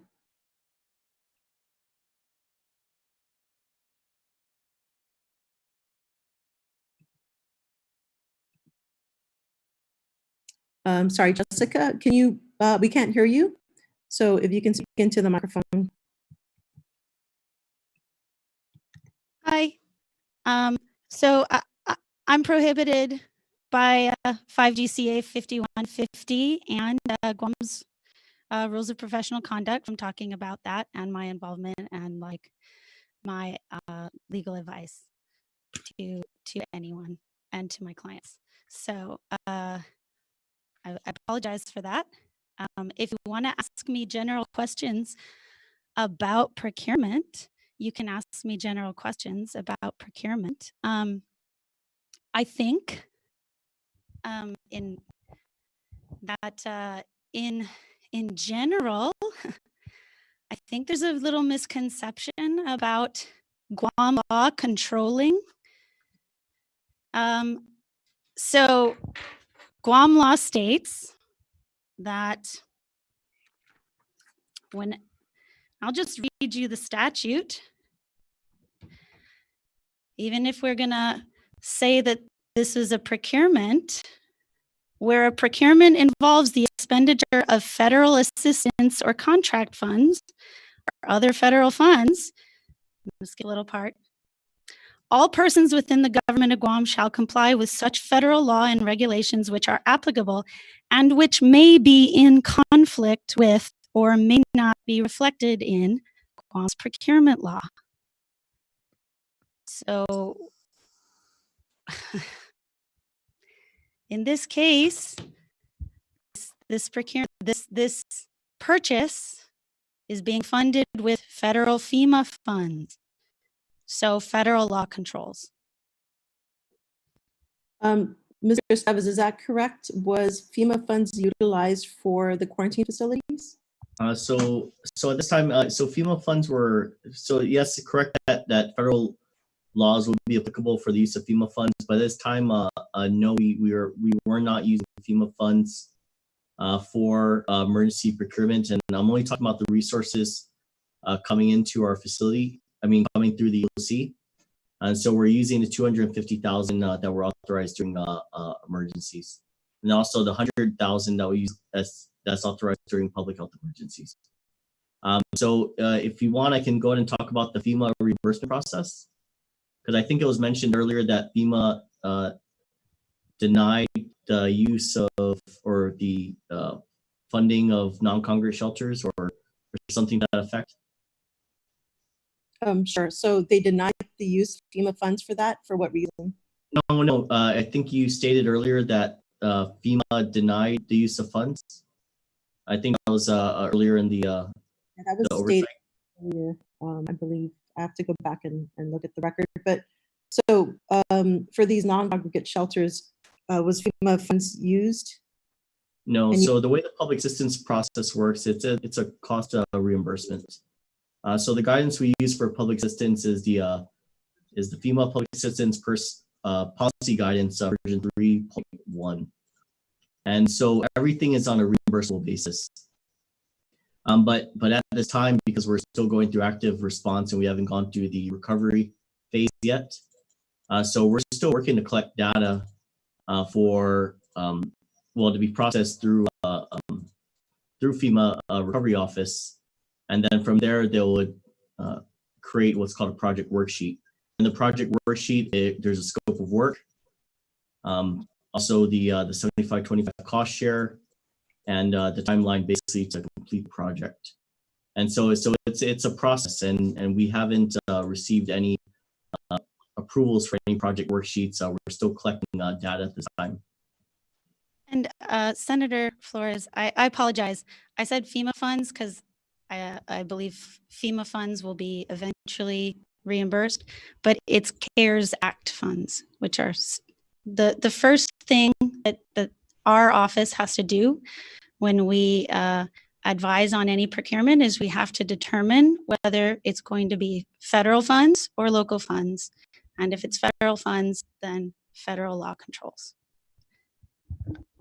Okay. In CFR, though, it states that both local and federal laws have to apply. According to my documents here, there is a statement where local laws have to apply. Let me find that really quickly, but I can send that information to you. Are you aware of that? That local laws and federal laws have to apply?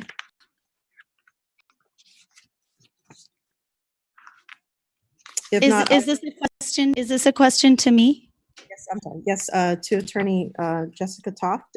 There is under CFR, there are requirements for local procurement law to be followed in addition to federal law. Are you aware of that? If it's a procurement,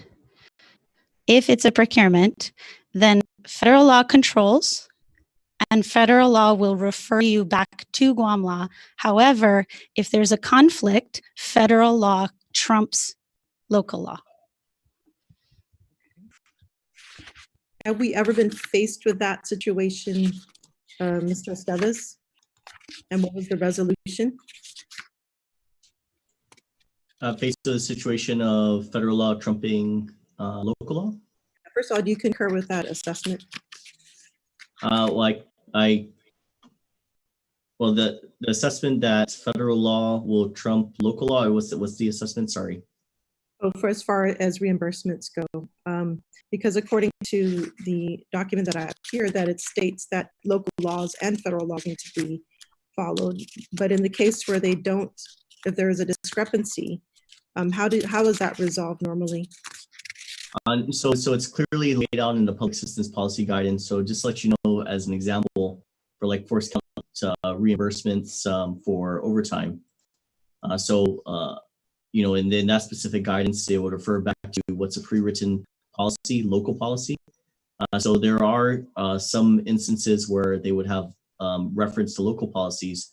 But just to let you know, the FEMA Public Assistance Program is a grant, right? So with any grant, we have to make sure we follow federal guidelines. And yes, so if those federal guidelines do conflict with local guidelines, I've never ran into that situation. So I'm not quite sure how that would be handled. Okay. So Attorney Toft, have you ever faced that situation where there was a conflict, and how was it resolved between federal and local procurement law?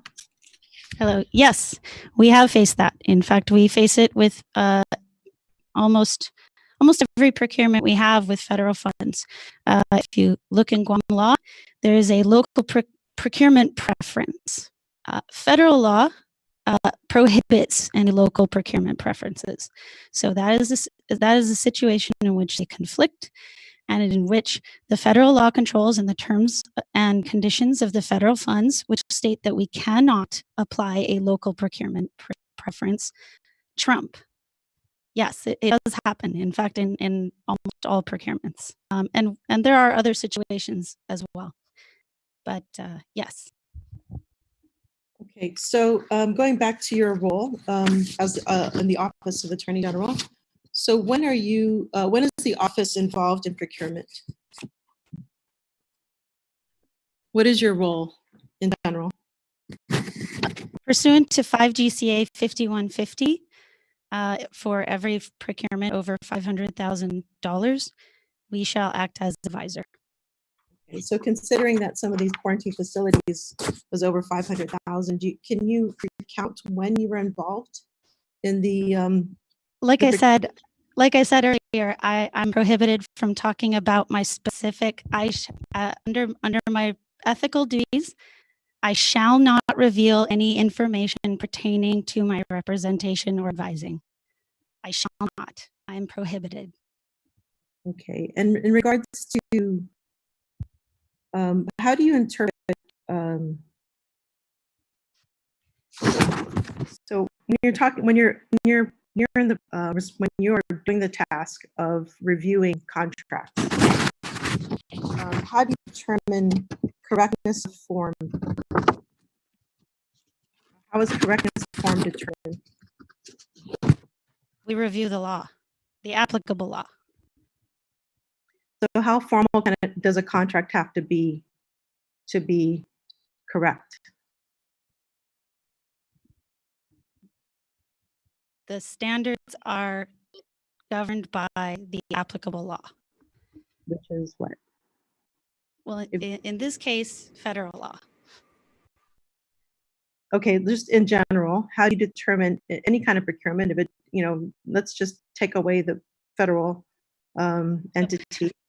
In general, how do you determine correctness of contract? Well, there's no correctness of a contract. It's either legal or not legal.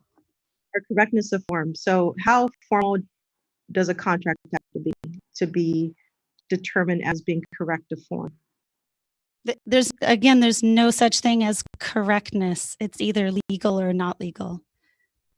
Okay, well, according to section 5150, responsibility as part of the AG in the AG's office.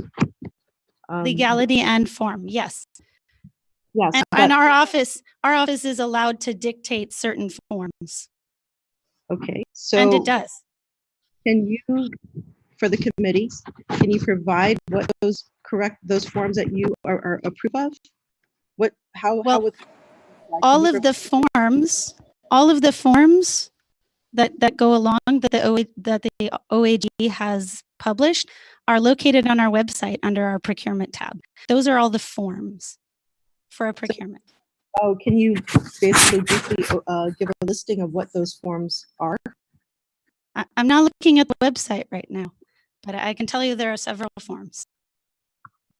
So basically, if it deviates from those forms, it's not considered correct? Or what qualifications would make a form correct? The determination. Madam Chair, I'm sorry to interject, but if I may, this is Stephanie Mendiola, General Counsel for AG's office. I wasn't anticipating to speak tonight, but to help the discussion along, if you'd like to swear me in, I could just make a couple of comments on the issue of form. Sure. Sergeant at Arms, are you there still?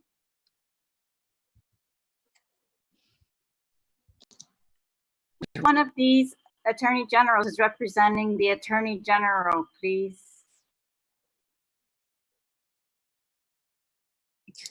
Sorry, Sergeant of Arms, is he here? Okay, so we have to wait on the Sergeant of Arms at this moment. Attorney Hoft is representing our office and any substantive questions that you have, and obviously there are certain things that we are not able to discuss as it relates to communications covered by the attorney-client privilege. But you're asking questions of a general nature, which there are a few of us here who could help answer. But until that time's appropriate, that's fine. We can wait to have you sworn in at a certain time. So yeah, so put that on hold for now until Sergeant of Arms is back, ready to swear you in. No problem. Thank you. Okay, so let's move on to another question regarding emergency procurement. This is for Attorney Toft. How quickly is emergency procurement? How quickly can contracts be drawn for an emergency procurement? What's the average that you've seen for emergency procurement? Every emergency procurement is different. Okay, so what would certain procurements you're purchasing items, certain procurements, emergency procurements you're leasing. They're different. Every single one is different. So in your expectation, what is the norm for the speed of getting these contracts done under emergency procurement? I do not have an expectation of speed for emergency procurements. So considering that emergency procurement, the timeline is 30 days. Is it safe to say that it's much less than 30 days? In some cases, it's more. It's each emergency procurement is going to proceed differently, depending on what's being procured and depending on how hard it is to obtain. So in your understanding, if there is no contract, are payments allowed if there's no contract?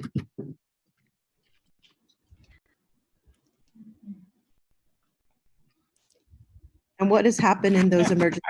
Are you asking me in this case, or are you asking me in general?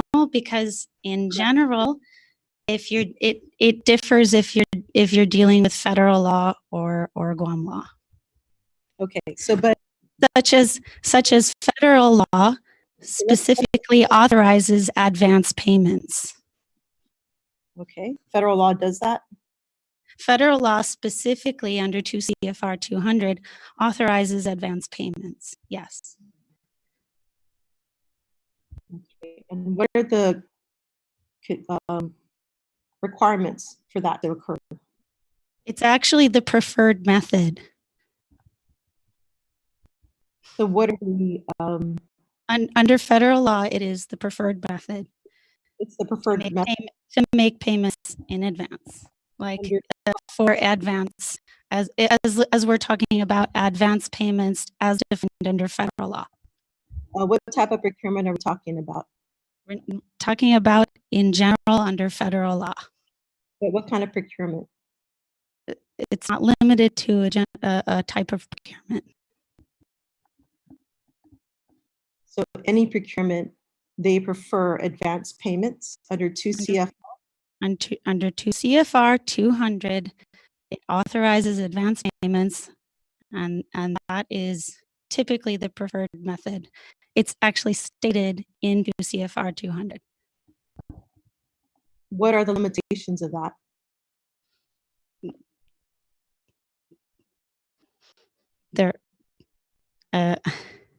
Are you asking me to advise you on what the limitations are? All of the limitations on such payments are listed in the law. So what are the federal? I'm asking you because you seem to be more knowledgeable about this. About 2 CFR 200, yes. Limitations according to federal law for advance payments. I don't remember off the top of my head what the limitations are, but it's actually the preferred method. So you're saying for any kind of solicitation, or for any kind of contract? That applies to all federal awards. All federal assistance funds, all federal awards, all federal funds. Okay, now, is there and the term is defined in the CFR, and as well as the ways of making payment. All of those are defined in 2 CFR 200. So are there restrictions regarding reporting requirements, and should reporting requirements not be done, or the terms are not met? Is there a chance for that money to be returned? Are there consequences to that? Under 2 CFR 200, the reporting requirements are as they are contained in the terms and conditions of your funds. So in the case that, for instance, terms and conditions are not met and the agency receives advance payments, is there the risk of returning those funds back to the federal government? There may be. It just depends on the terms and conditions of your federal funding. It doesn't have those terms and conditions. Was somebody trying to add to that? Given the fact that your concern is payment in the absence of contracts, I think you might find it interesting to note that in speaking with senior flag officers of the Navy, relative to the federal government's procurement of hotels for the Theodore Roosevelt. They did so without a contract with advance payments. So this is neither outside of the norm or beyond procurement law as it understood. Carla, that's not true. That's not a true statement. I'm actually the contract administrator for that.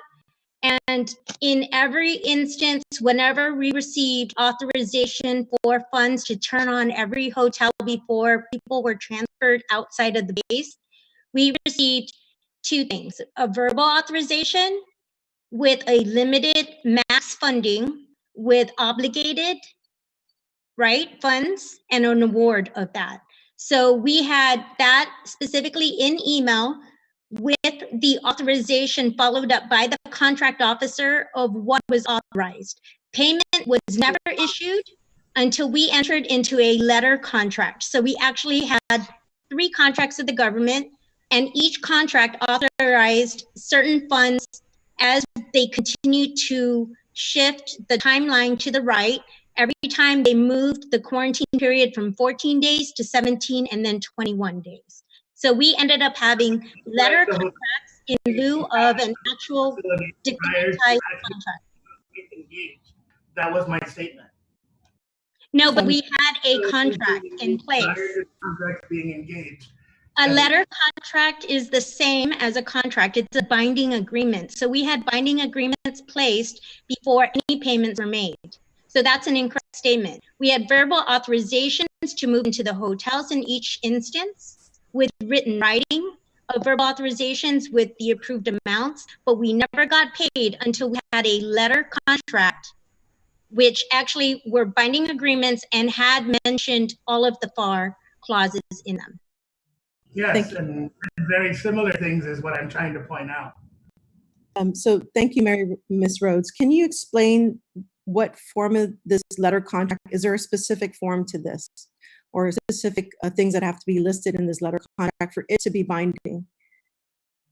Oh, it makes reference to all of the federal regulations, the FAR clauses, and it has all of the rules and regs of being a vendor within the federal government. It has all of the procurement rules and everything that you have to attest to by signing that. The letter contract was only in place, a definitized contract, because we were still dealing with numbers that had to be verified, with amounts that had to be renegotiated because of the, remember, we were supposed to only receive tested negative sailors, and we weren't supposed to have any positive sailors in the hotels. And so those contracts had to go through a couple of revisions because of those sailors who were tested positive. And so we ended up having to deal with decontamination, biohazard, things like that. So there are reasons why the contracts had to change. And so those amounts kept increasing. But every time there was an increased amount or an additional service, we always had verbal authorization and then written authorization in email, with the amounts moving up each time, authorized by the government. And then we had 2 letter contracts when we've received 2 payments to match our 2 contracts. We just finalized the definitized agreement, which secures everything, and it has, again, all of the FAR clauses, not just for the primary vendor, but all the subcontractors as well. Thank you so much. So just Attorney Toft, sorry, we have, I want to direct the question to the AG's office, but I see that Sergeant at Arms is present. So if you can, I appreciate if you can swear in Attorney Stephanie Mendiola. Okay, Attorney Mendiola, can I have you raise your right hand? Buenas, Tom, yes. Okay. Under penalties of perjury, do you affirm that any and all information that you provide today, whether it be verbally, electronically, and in writing, be the truth, the whole truth, and nothing but the truth, so help you God? I affirm. Okay, Madam Chair, she's under oath. Okay, thank you. So this actually is a good segue into the question that I posed earlier, and it also after Mary Rhodes had spoke. So are you familiar?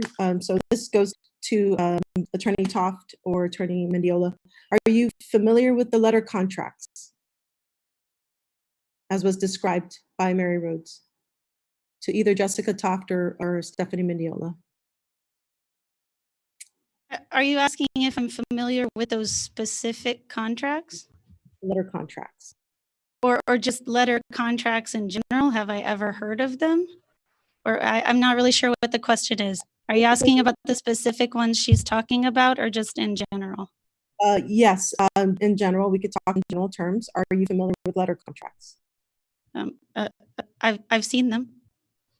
Okay, and so when, as Attorney General who is overseeing contracts for correctness of form and legality, what is the proper form that it takes for letter contracts? You don't have to use a letter contract. There's no specific form that's required. So what you're saying is you can approve a contract because there's no specific form? There's no standard that the Office of Attorney General has for determining the correctness of a letter contract? Yes, the standard is the law. Does it meet the requirements of the law? Okay, so let me pose this question to Attorney Mendiola. How does the Attorney General's office determine the correctness of form of a contract? I'm just going to answer. I'm going to answer for that, I think, as I do those reviews. Sorry, this question for I would like to, because I know you wanted to chime in earlier, if you can provide your interpretation, your understanding of what is the correctness of form when it comes to a letter contract. Thank you, Madam Chair, but on that specific question, I will defer to Attorney Toft. What I was addressing earlier was the conversation was hiccuping in between an actual form and the question of reviewing as to form. So I was just going to make the delineation so that we could move the conversation along. But for the actual questions for substance, I will defer to Attorney Toft. But I'd like to continue my line of questioning with you, Attorney Mendiola. So how are there standards within the Office of Attorney General for them to determine the correctness of form of a contract? There are standards, and I apologize, I don't mean any disrespect, but I have to defer to Attorney Toft to speak on behalf of our office as it relates to specific practices that you're asking about. There are standards that exist. Correct, as she has mentioned. Okay, and for the different types of contract, are there different standards that are templates that one can look at and say this qualifies as being correct form as a contract? No, as she mentioned, you cannot say that there is no correctness of a contract. There's just certain legal requirements, and I'm speaking about contract law in general. If you're talking about specific contracts and asking what the requirements are, then that requires a legal analysis. And to the extent that any of your questions are relating to what our office did as a part of this process, again, I have to refer to Attorney Toft. Okay, so Attorney Toft, so we just heard from Mary Rhodes describing the process of having a letter contract prior to getting any sort of payments. And in your testimony, you have said that it is the preferred method of the federal government to give advance payments. Is this ahead of having contracts created and approved contracts? Are you stating that? Is that, I just want to clear that. Is that correct, what I'm hearing you say? No, I'm just stating that under federal law, advance payments are preferred under 2 CFR 200. But before and advance payments are defined in the law, and there's statutes in rules in 2 CFR 200 that kind of give you guidelines as to when they should or shouldn't be used, but it's guidelines as well. It's not. And my question to you, does a contract have to exist before you receive payments? I'm sorry, I'm not exactly sure what you're asking. All I can tell you is what the law says, and that's what 2 CFR says. I can give you advice. It's very simple. Does the contract have to exist before payments are received from the federal government? Well, under federal law, it's willing to give money without contract. so if you look at federal law, there's CFR 200 applies to all federal awards, and not just to contracts. It also applies to anything that anybody considers a contract, and it applies to subawards. It applies to all federal award payments, in fact. So you can't say you have to have a contract, or because it also applies to subawards, and subawards may or may not be considered a contract. Anything that's considered a contract. So it's, and you can read the definitions in the law, but it does not specifically limit it to contracts. So it's applicable to all federal funds. But what is a subaward? Isn't that just contractors subcontracting to another entity? No, it's not. It's not a contract. Madam Chair, if I could just add, I know that we're trying to use the federal contract with the Roosevelt as an example, but it's not necessarily under the same circumstances or even the same kind of environment in what we were dealing with. But also a letter contract isn't always the preferred way of doing things. It was just the way to bridge things. So I don't want it to be confused that the lettered contract is the only way. The definitized contract is actually the way they like to always have it, but because we were still having indefinite days, indefinite numbers of sailors, indefinite number of travelers. That's the only reason why letter contracts were placed in, was so that we can move towards small agreements and get paid incrementally. So I don't want it to be misunderstood that these are the types of contracts that should be signed or be considered for federal. And with regards to subcontracts, even with subcontracts, all subcontractors are subject to specific FAR clauses, and so that's usually in the subcontract language too. So I don't think that there's always one way of doing things with the federal government, or even with local government, right? And even a PO counts, a purchase order. And so it's usually followed up with a contract later on, but even a purchase order would count. So I just wanted to put that clarification out, because I don't want to use the Roosevelt as the example to compare this to, because those circumstances also were very different in how we handled it in order to get payments, and things moving along was different because we had to escalate it up beyond NAFSUP in Hawaii, all the way up to Philadelphia, which is the directing officer. They oversee all of NAFSUP in contracting. And so that is where we're at. And so I just want to make that clarification, because it's really not fair to try to fit it into one box, because I don't think there is generally one box for federal contracting. Thank you. And I have a lot of experience with OPM contracts too, with health insurance, and 12 years at Take Care FHP. So, and that's a completely different set of circumstances. So I just wanted to offer that, because I don't want to get stuck in federal contracting in one way of getting reimbursement or payment. So earlier, Attorney Toth, you'd mentioned the word purchasing.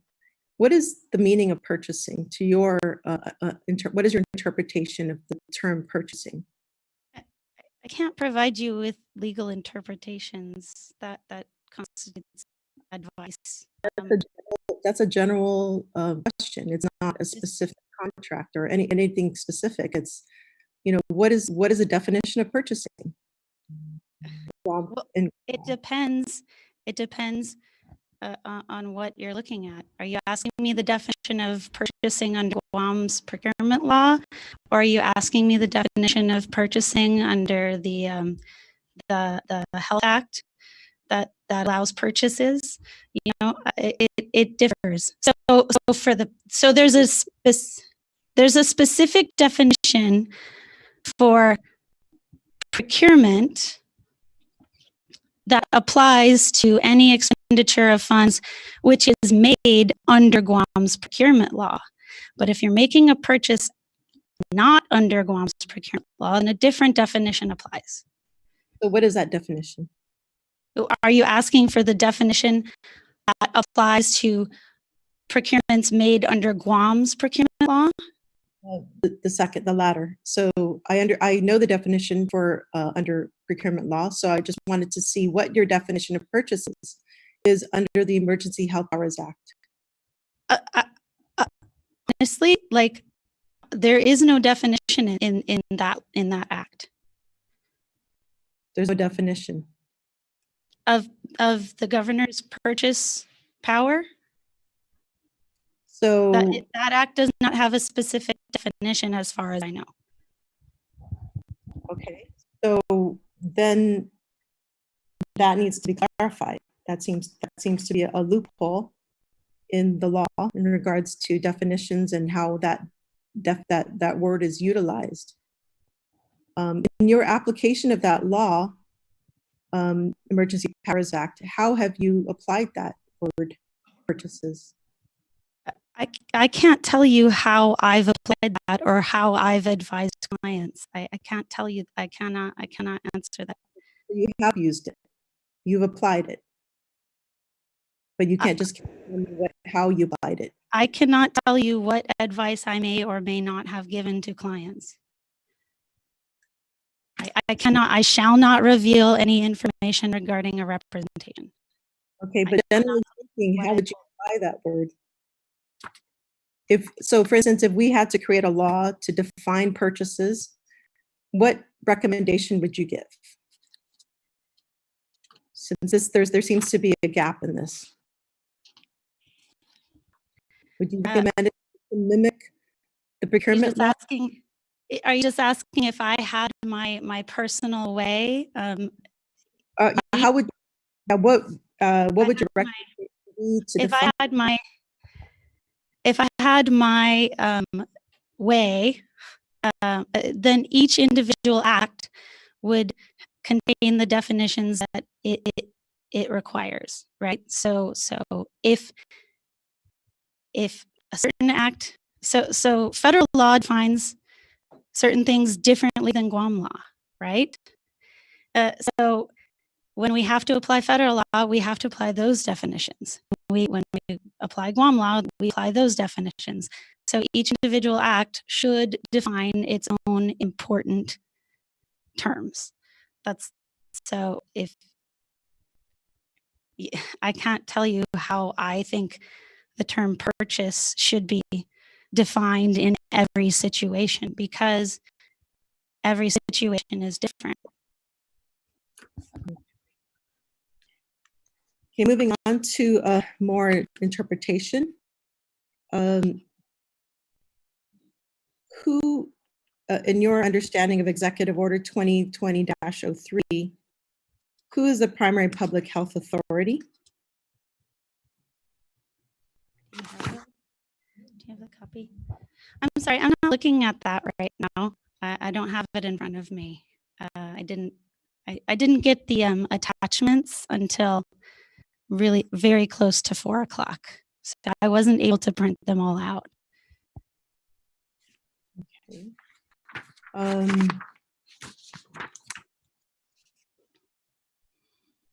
Do we have a contract currently for the quarantine facilities from March 16th to March 30th?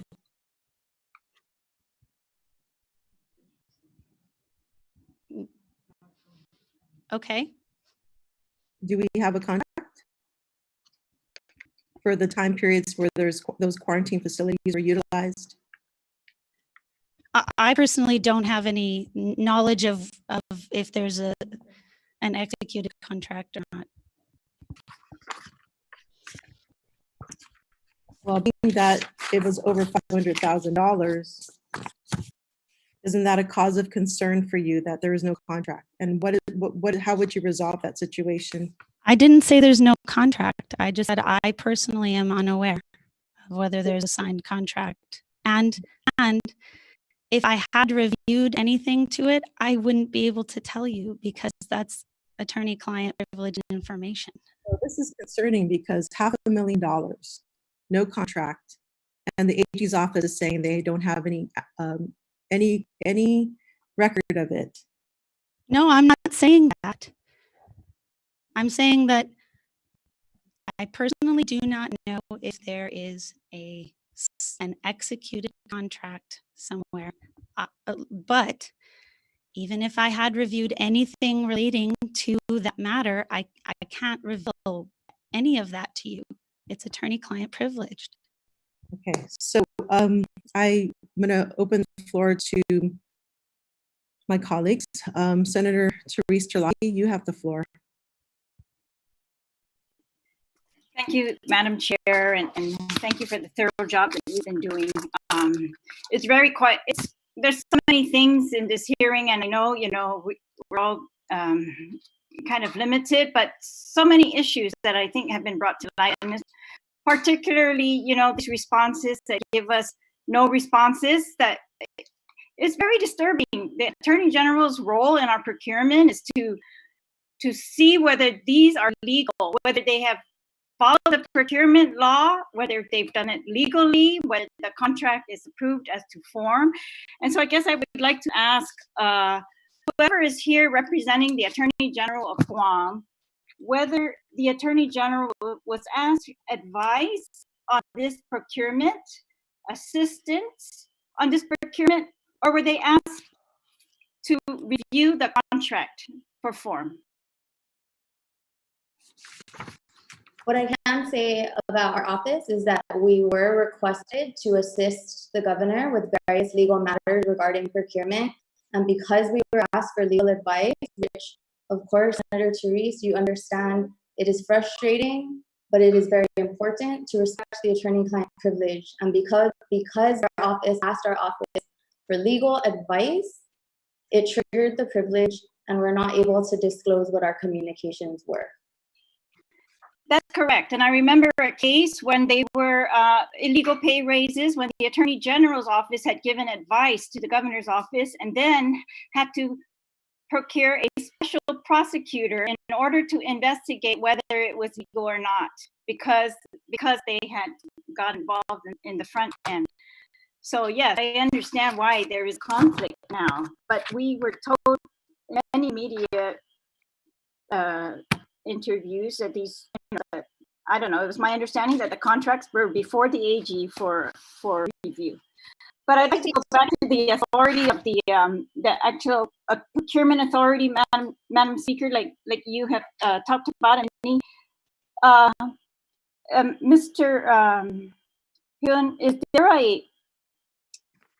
there a document or is there an executive order where the governor orders that the procurement laws or rules were suspended? Executive Order 2020-03. Can you read that part?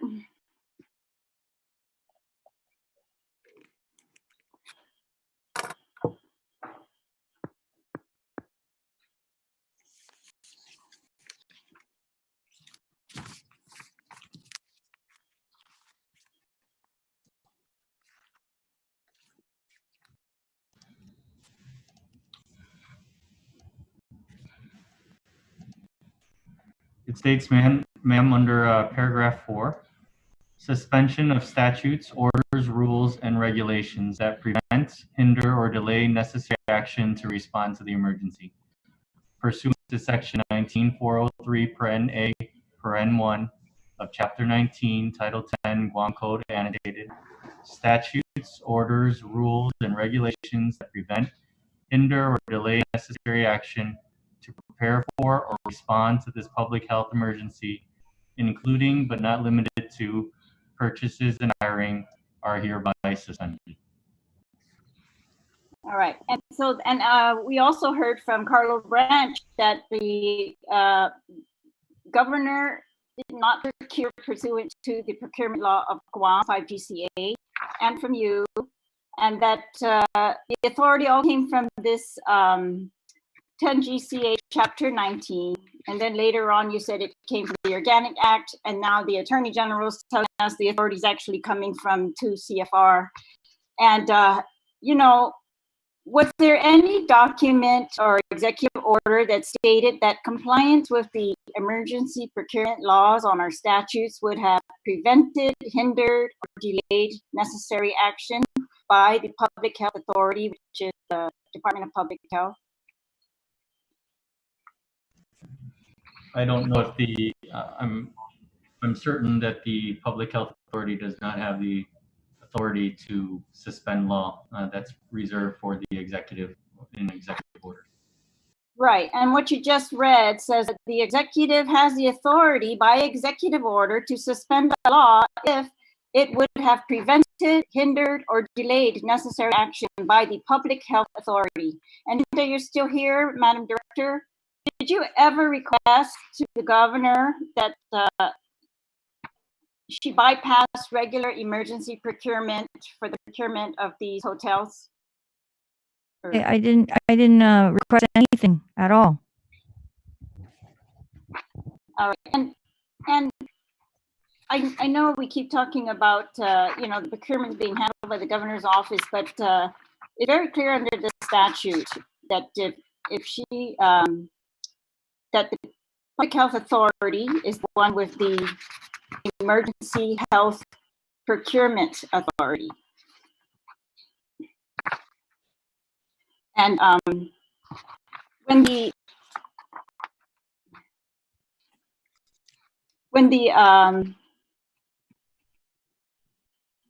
so was it your testimony, Mr. Hyun, that the governor's Organic Act Authority allows her to bypass the procurement laws of Guam?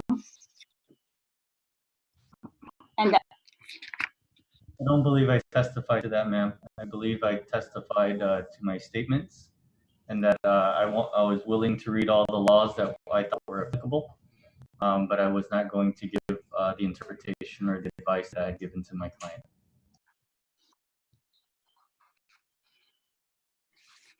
all right. Mr. Esteves, do you, in your experience, have you ever departed from the, in seeking reimbursement from FEMA, have you ever departed from using the procurement laws of Guam? So just let you know, there are only two statutes required for FEMA procurement standards. And one is the 2 CFR 200.322. That's the procurement of recovered materials, and then 2 CFR 200.326 contract provisions.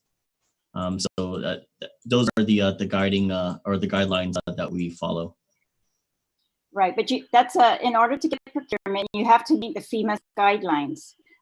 I mean, I'm sorry, in order to get reimbursement, but you're getting reimbursement for purchases that have been made through the chief procurement officer. Is that correct?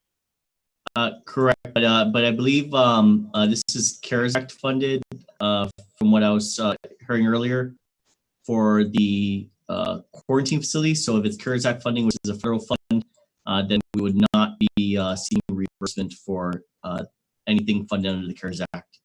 That's right, and it's kind of circular, isn't it? That we did not follow Guam procurement law, so we couldn't use Guam funds, and then we didn't follow, and we couldn't seek FEMA reimbursement. So now we have to use CARES funds. But Mr. Esteves, do you know when the CARES Act was passed? I do not know the exact date it was passed. I do know that FEMA is constantly changing the rules, due to the novel nature of this emergency. I'll give an example. We recently received a word that POTUS has approved. POTUS approved the use of CARES Act money for the 25% cost share for the FEMA Public Assistance Program. But implementation guidance hasn't been passed down to states and territories yet. Like I stated earlier, we will submit whatever we can for reimbursement and basically work with our federal partners to maximize use of the FEMA Public Assistance Program. But if it, like I said, if it's CARES Act funding, which is federal fund, then it's a moot point because we ought to be seeking. The argument tonight is that pursuant to CARES fund, if it's CARES fund, we don't need to follow any laws. No Guam procurement law, we don't need a contract. That's what somebody's trying to say. Yeah, have you ever used a payment without contract? So I'm just speaking in terms of the reimbursement. So anything funded under the CARES Act, we wouldn't be seeking federal reimbursement for that. Right. It's not eligible. Well, yeah. And if we can't get FEMA reimbursement, we have no other choice but to go for using our limited CARES funds for these purchases, right? Whereas FEMA has specific, they do reimburse for quarantine facilities. Yeah. It's my understanding. Yeah, but and so Mr. Severs, have you ever issued payment without a contract? Is that a common practice for you? I saw the process in our office is we issue payments for those items that we have a purchase order for contract.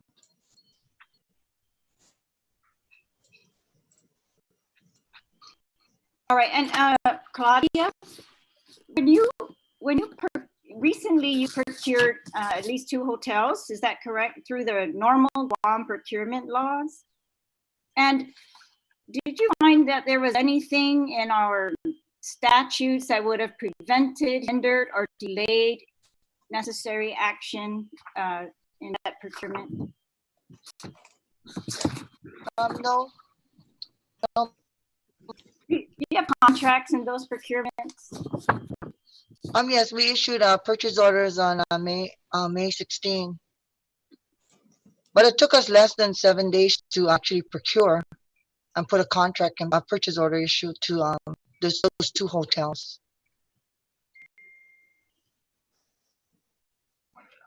Ma'am, the difference, like I said in my statement earlier, is the amount of time. We didn't have 7 days. We didn't have that. We didn't have 7 days, ma'am. Yes, and at that point that you were acting, you didn't have CARES funding, and I don't even think at that point, Mr. Severs, did they even have FEMA declaration at that point?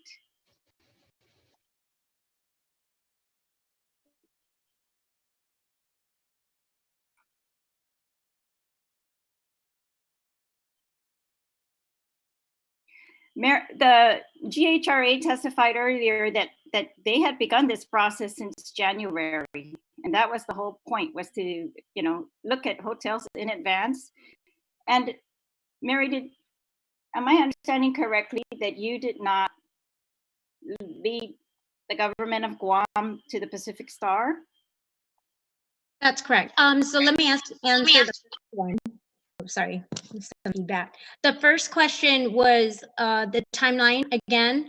January, really, we only started asking that question was to fulfill the open-ended questions on our payment plan, right? So we were doing a workshop, and so that was actually more of an exercise between myself and public health to see what kind of capacity building we needed with the hotels or mass shelter if we needed large quarantine facilities. The actual activation of that did not take place until our second and third inquiry, which was later in February and March. Homeland Security contacted me. I believe it was the second week I think I have to look back, but I believe it was the first week in March to start looking at things. And then the second week, I believe it was March 12th, already I had confirmed with Homeland Security Advisor that what the responses were. And by March 14th, I sent the email to the Chief of Staff and Homeland Security Advisor with regards to which hotels will be participating. Said yes. To answer your other, can you restate your last question? Did you direct the government of Guam to the Pacific Star? No, the Pacific Star only responded yes after, I believe, March 19th, when we already met with the other hotels. We met with Days and Wyndham at that point, and Cortec. Cortec declined to participate. I did not meet with Hotel Santa Fe or Pacific Star. I did not conduct any of those site assessments. I did not conduct anything for the Manila bound travelers with those facilities. I did not conduct any of those site assessments. I only conducted site assessments and because the travelers for Hilton, Outrigger, Fiesta, and Leo Palace, they had to pay for those quarantine services if they stayed there, whether they're foreign travelers or U.S. travelers coming in as a contractor or military. So I was coordinating the majority of that with the Manila travelers for those facilities with Days Inn, Wyndham, Santa Fe. That was directly coordinated with public health at the airport to go straight to those hotels. Again, with Pacific Star, I did not, all we did was provide the response when they responded to us after March 19th. We shared that email to HSA Security Advisor Tim Muggin, Chief of Staff at the time, Tony Babauta, and with Legal Counsel Hai Huyn. So that was shared, and then they handled all of the conversations with Pacific Star. And for the record, Perez Court is not a member of GHRA. I did not participate in that at all either. All right, and then who made the first payment to these hotels, to these early procured hotels? Is it Mr. Byrne? Is that you? When was the first payment made? Yes. Yes. Yes, it was made. When was it made, Mr. Byrne? On April 3rd. And the CARES Act was passed on March 27th.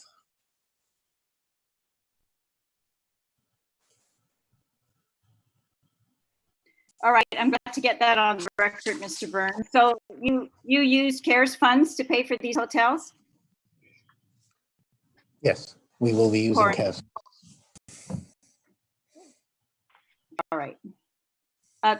Thank you, Madam Chair. I will reserve, I guess, other questions for the others have been given a chance. But it's very concerning that the procurement was done in advance of even the CARES Act being passed. It was done, blatant disregard of procurement law, and it's very concerning that we're now saying it's okay to procure and without contracts. It doesn't make any sense. I think it's a disservice to the people of Guam that after all these years, dealing with emergencies and our emergency procurement law, that we are now saying it was not enough for us, and that we have to disregard it, and just I think that's a very dangerous road to go down, Madam Chair. Thank you. Thank you, Senator Chumali, and I agree with that completely.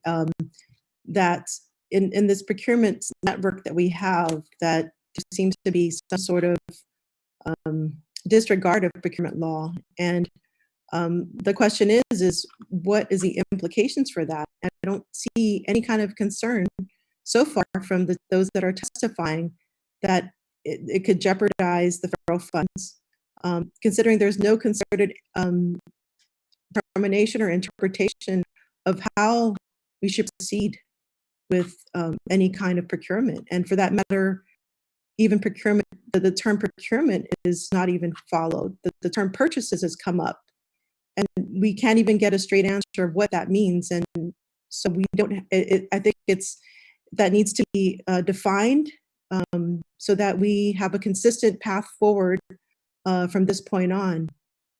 I just want to see, I know with Stephanie Flores, so if you can tell us basically what agency you're from, if you could just identify yourself and what agency, and what is your responsibility there?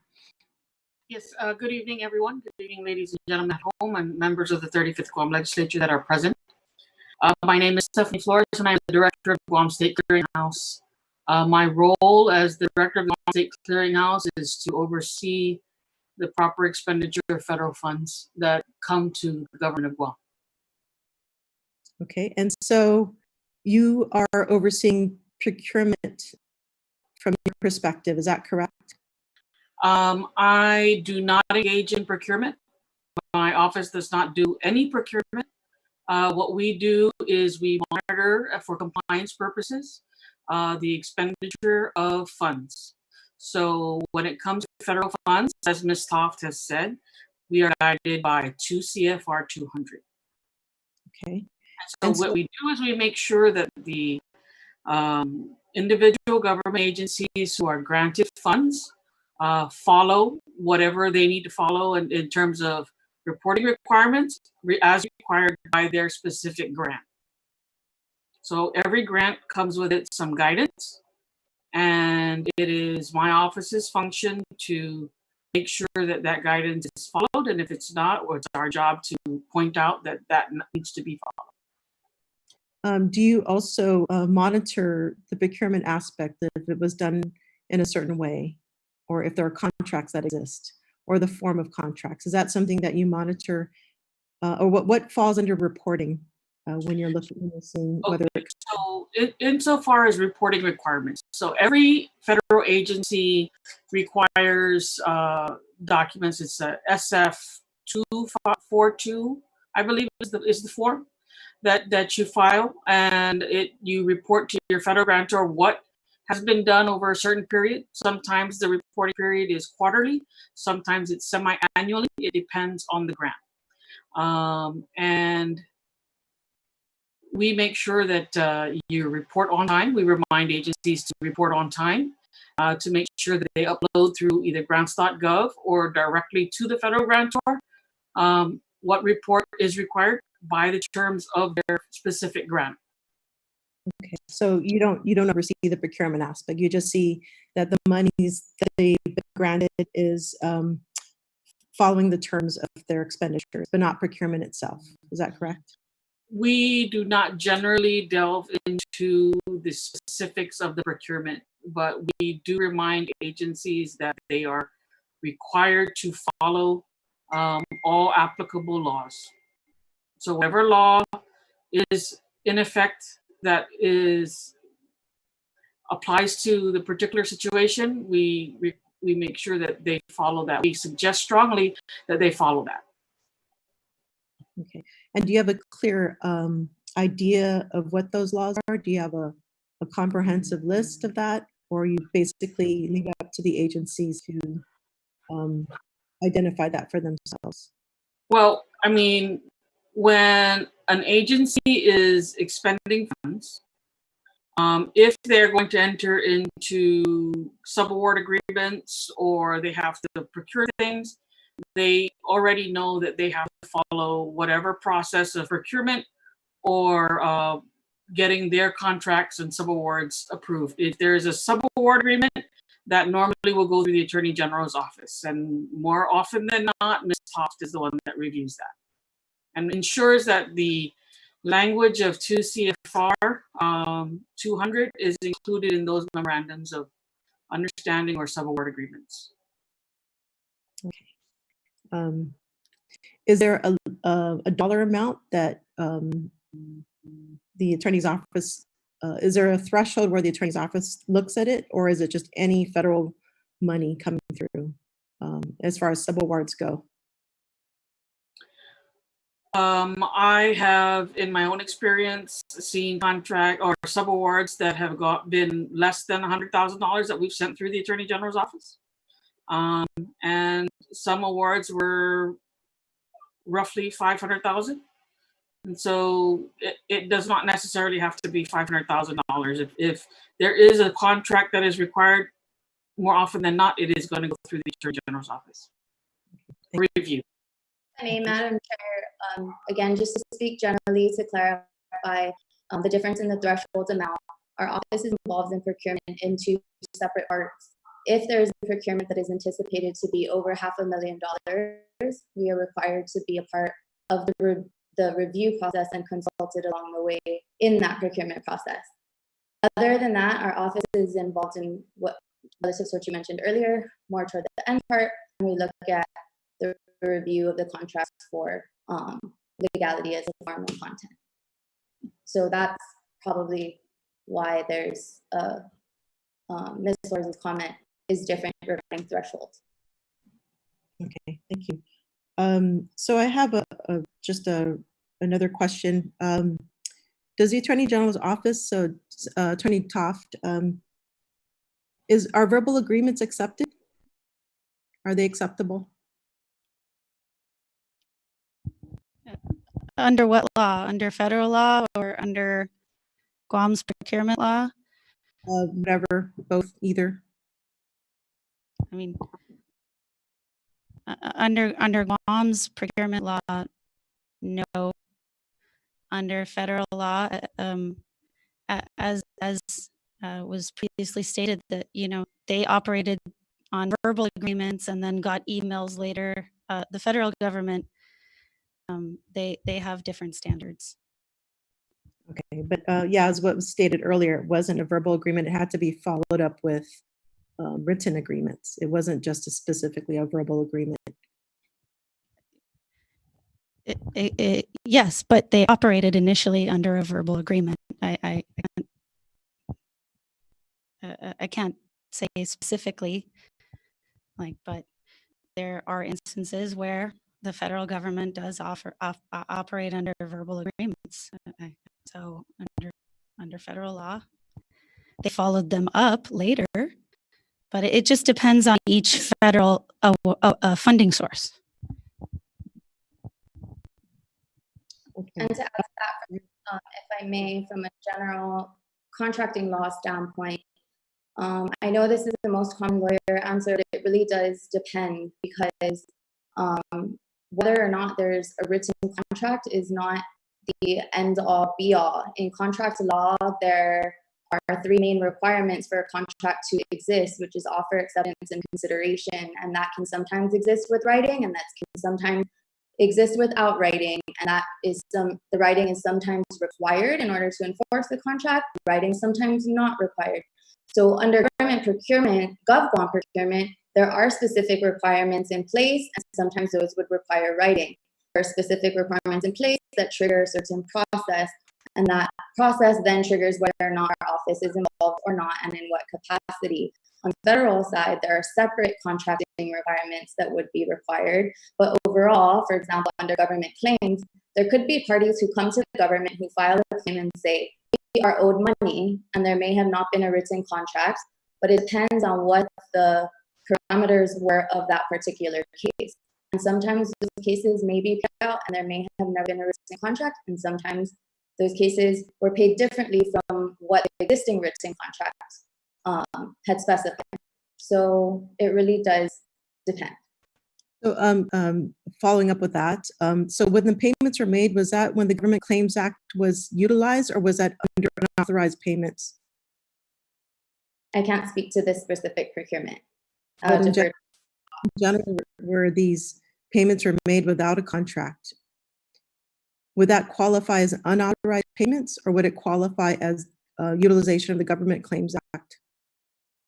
It would depend on the situation. For this specific procurement, I'm not aware of the details, but in general, what is authorized or not, again, depends on the facts of the case. And then if the fact of the case established that there was a contract arrangement, written or not, then whether a payment was made or not could have been authorized or unauthorized. But I'm just speaking, to be very clear, I'm speaking about government, I'm speaking about contract law in general, and the different parameters of government contract law, which is our local government procurement process, Government Claims Act, or federal government contracting. Thank you.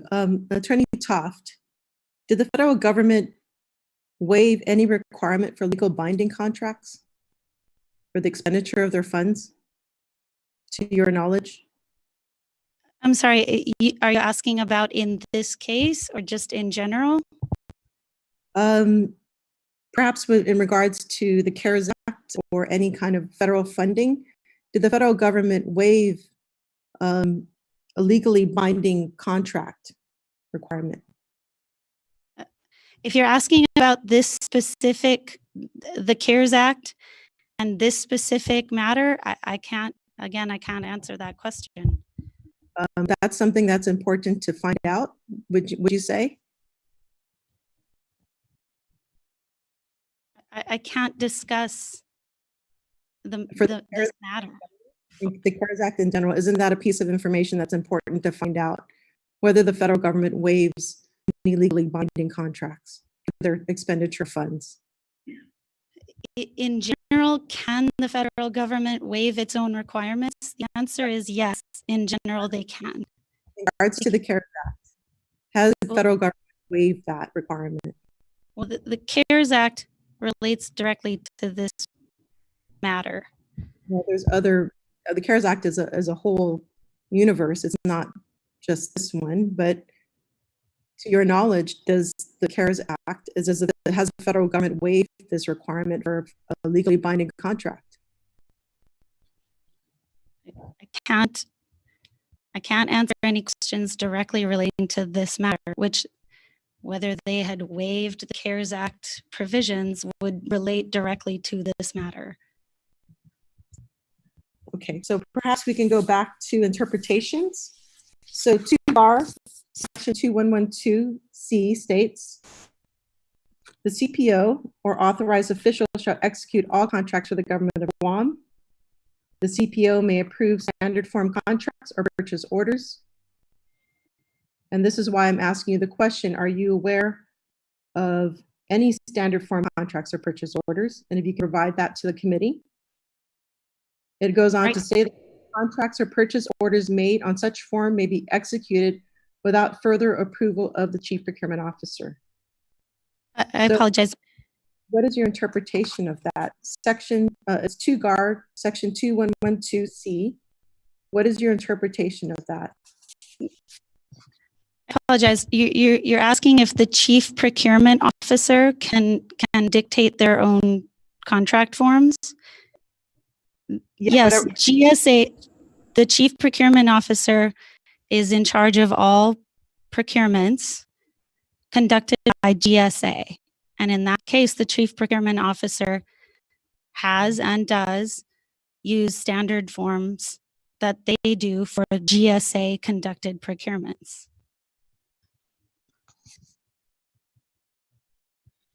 Okay, in regards to the second part, contracts or purchase orders may be made on such form, may be executed without further approval of the Chief Procurement Officer. So that's why I'm asking the question, what is a standard form that you approve as an AG? Again, as I said, there is no standard form. We review every contract to ensure that it meets the requirements imposed by law. There is no standard form. We review things such as emergency procurements, and those are different than RFPs, and those are different from IFBs. There are even different types of contracts within each of those types of procurements.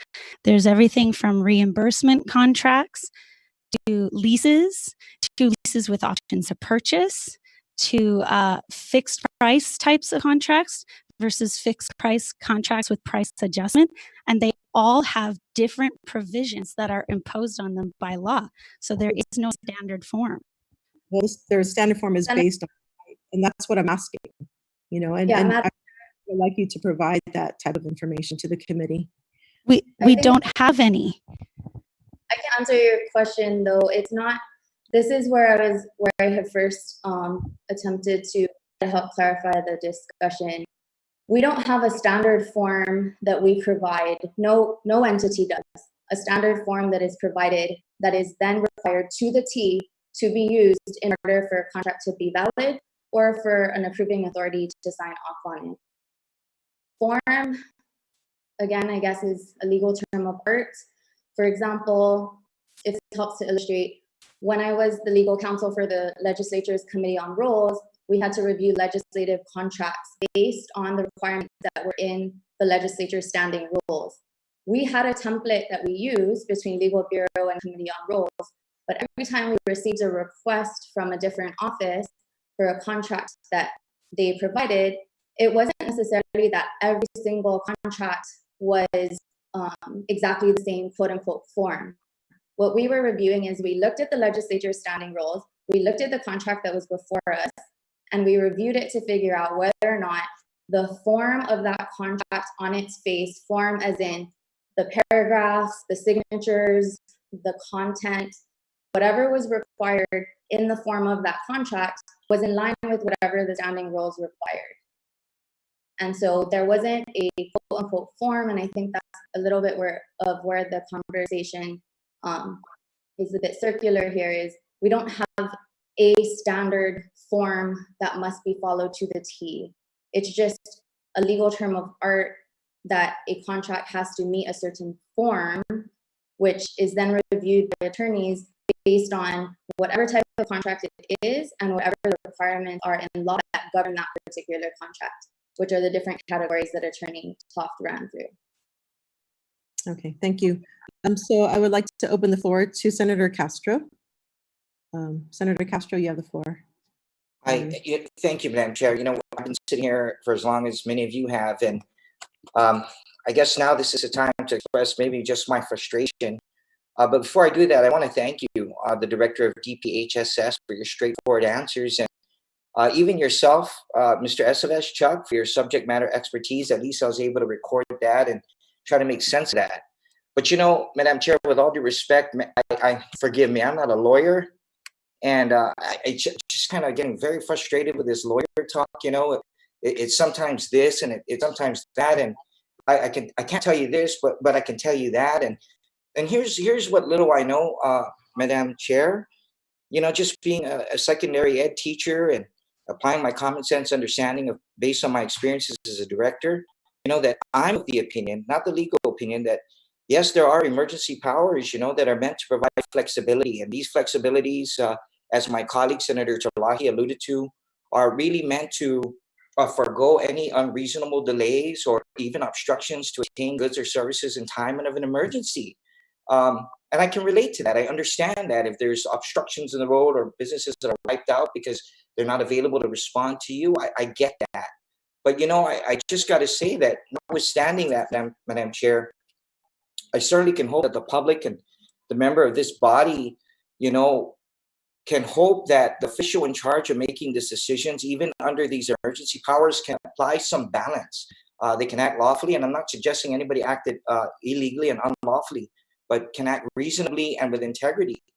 It's my opinion, Madam Chair, that the emergency power, based on everything I'm hearing, it's kind of convoluted, and we haven't even gotten to the two other issues that I'm very concerned about in terms of procurement. But emergency power, in my opinion, doesn't permit any public employee to override your overarching obligation to the general public. And based on what I heard from the GSA's testimony, Claudia, she was able to say that they were able to execute an agreement within 7 days. So I certainly didn't see what was unreasonable then.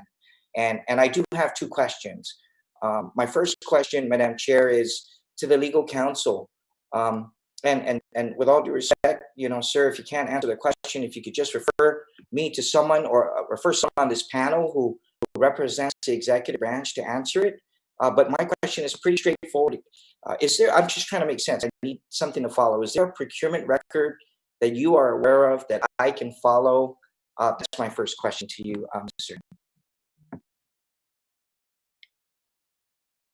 Is there a procurement record that may be on file that I can request of to review and provide copies for my colleagues? Sir, okay, I'll go on. I'm sorry. Go ahead. This is not a procurement in terms of what you are trying to. I think that's the difficulty here, sir, and I'm trying not to be. I understand what you're trying to say. I understand what your concerns are, but we are talking about two different issues here. Okay. This is not a procurement. This was an emergency purchase. Is it emergency? I'm sorry, because I know I only got a limited amount of time, and I don't want you to sit here more than you have to. I appreciate your time. Is there a emergency purchase activity record? Is there a folder in your office that has documents that were received in the time they were received, even if they're not even in orderly fashion, that we can take a look at and make copies for ourselves? Notwithstanding what I heard from the representatives from the Attorney General, that they can't even share a contract because it's attorney-client privilege. I think I've been down that road before, and someone has a copy somewhere, and it is my humble opinion that is a property of the people of Guam. And so my layman understanding of the situation, is there an emergency purchase record that I or any sitting member of the Guam legislature can avail themselves to, even under, I guess, an order of confidentiality? Sir, I think all the documents you're referring to, they have been disclosed as part of the FOIAs. They have been disclosed as part of the the submissions that we gave to the chairwoman and one of her letter requests that we also, I believe we copied the speaker on it, but if not, we'll send it again. Those contain the emergency purchase agreements where the governor does have her orders on top of it. Those documents have been provided on numerous occasions in numerous forms. And finally, the memo that I provided to you, and I'm sorry again that it came so quick, so close in time to the start of this oversight. But because of my other duties, I didn't have that due a day in advance. But that also would give you some context on what happened, coupled with. I appreciate that. And maybe what I'm going to do, Councilor, if I could. Oh, I'm sorry.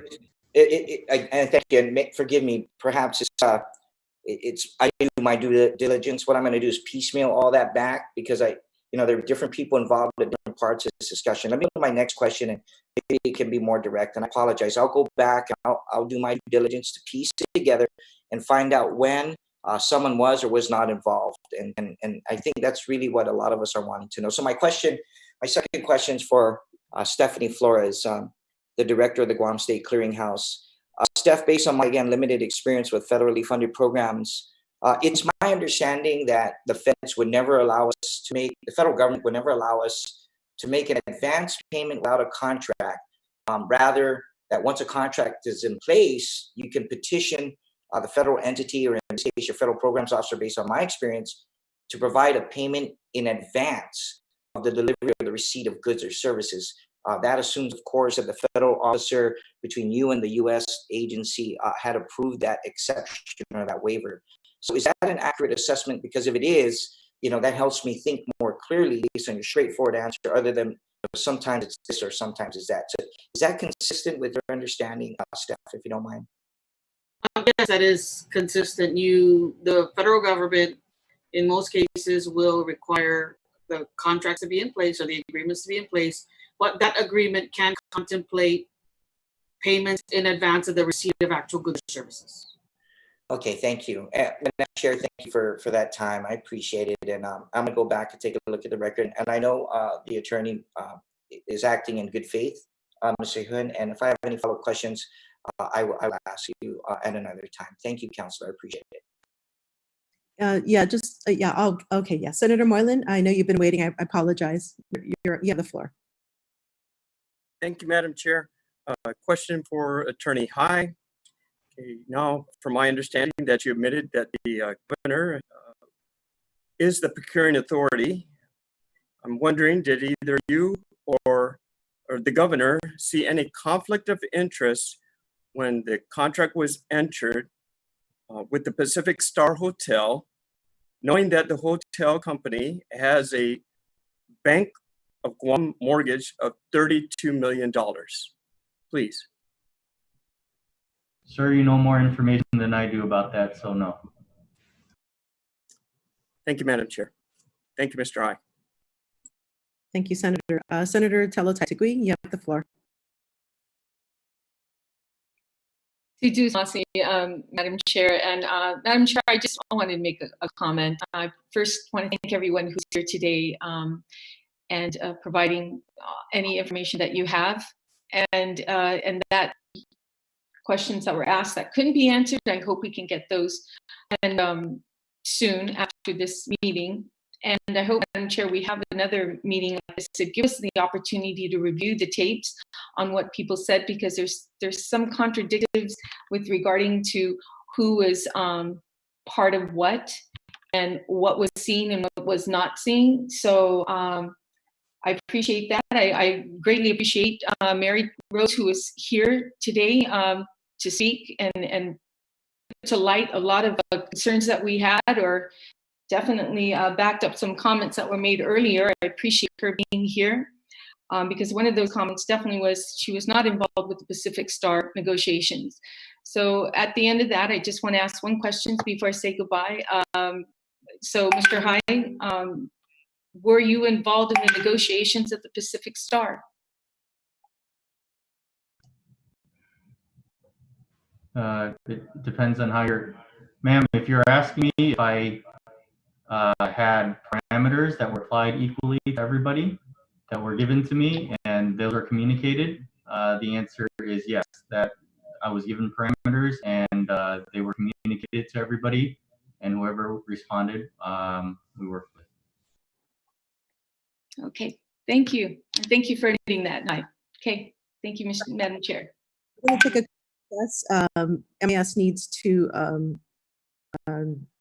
reset the tapes so everyone can stay for it, or if you want to take a break, I think it's like a 3-minute break or so.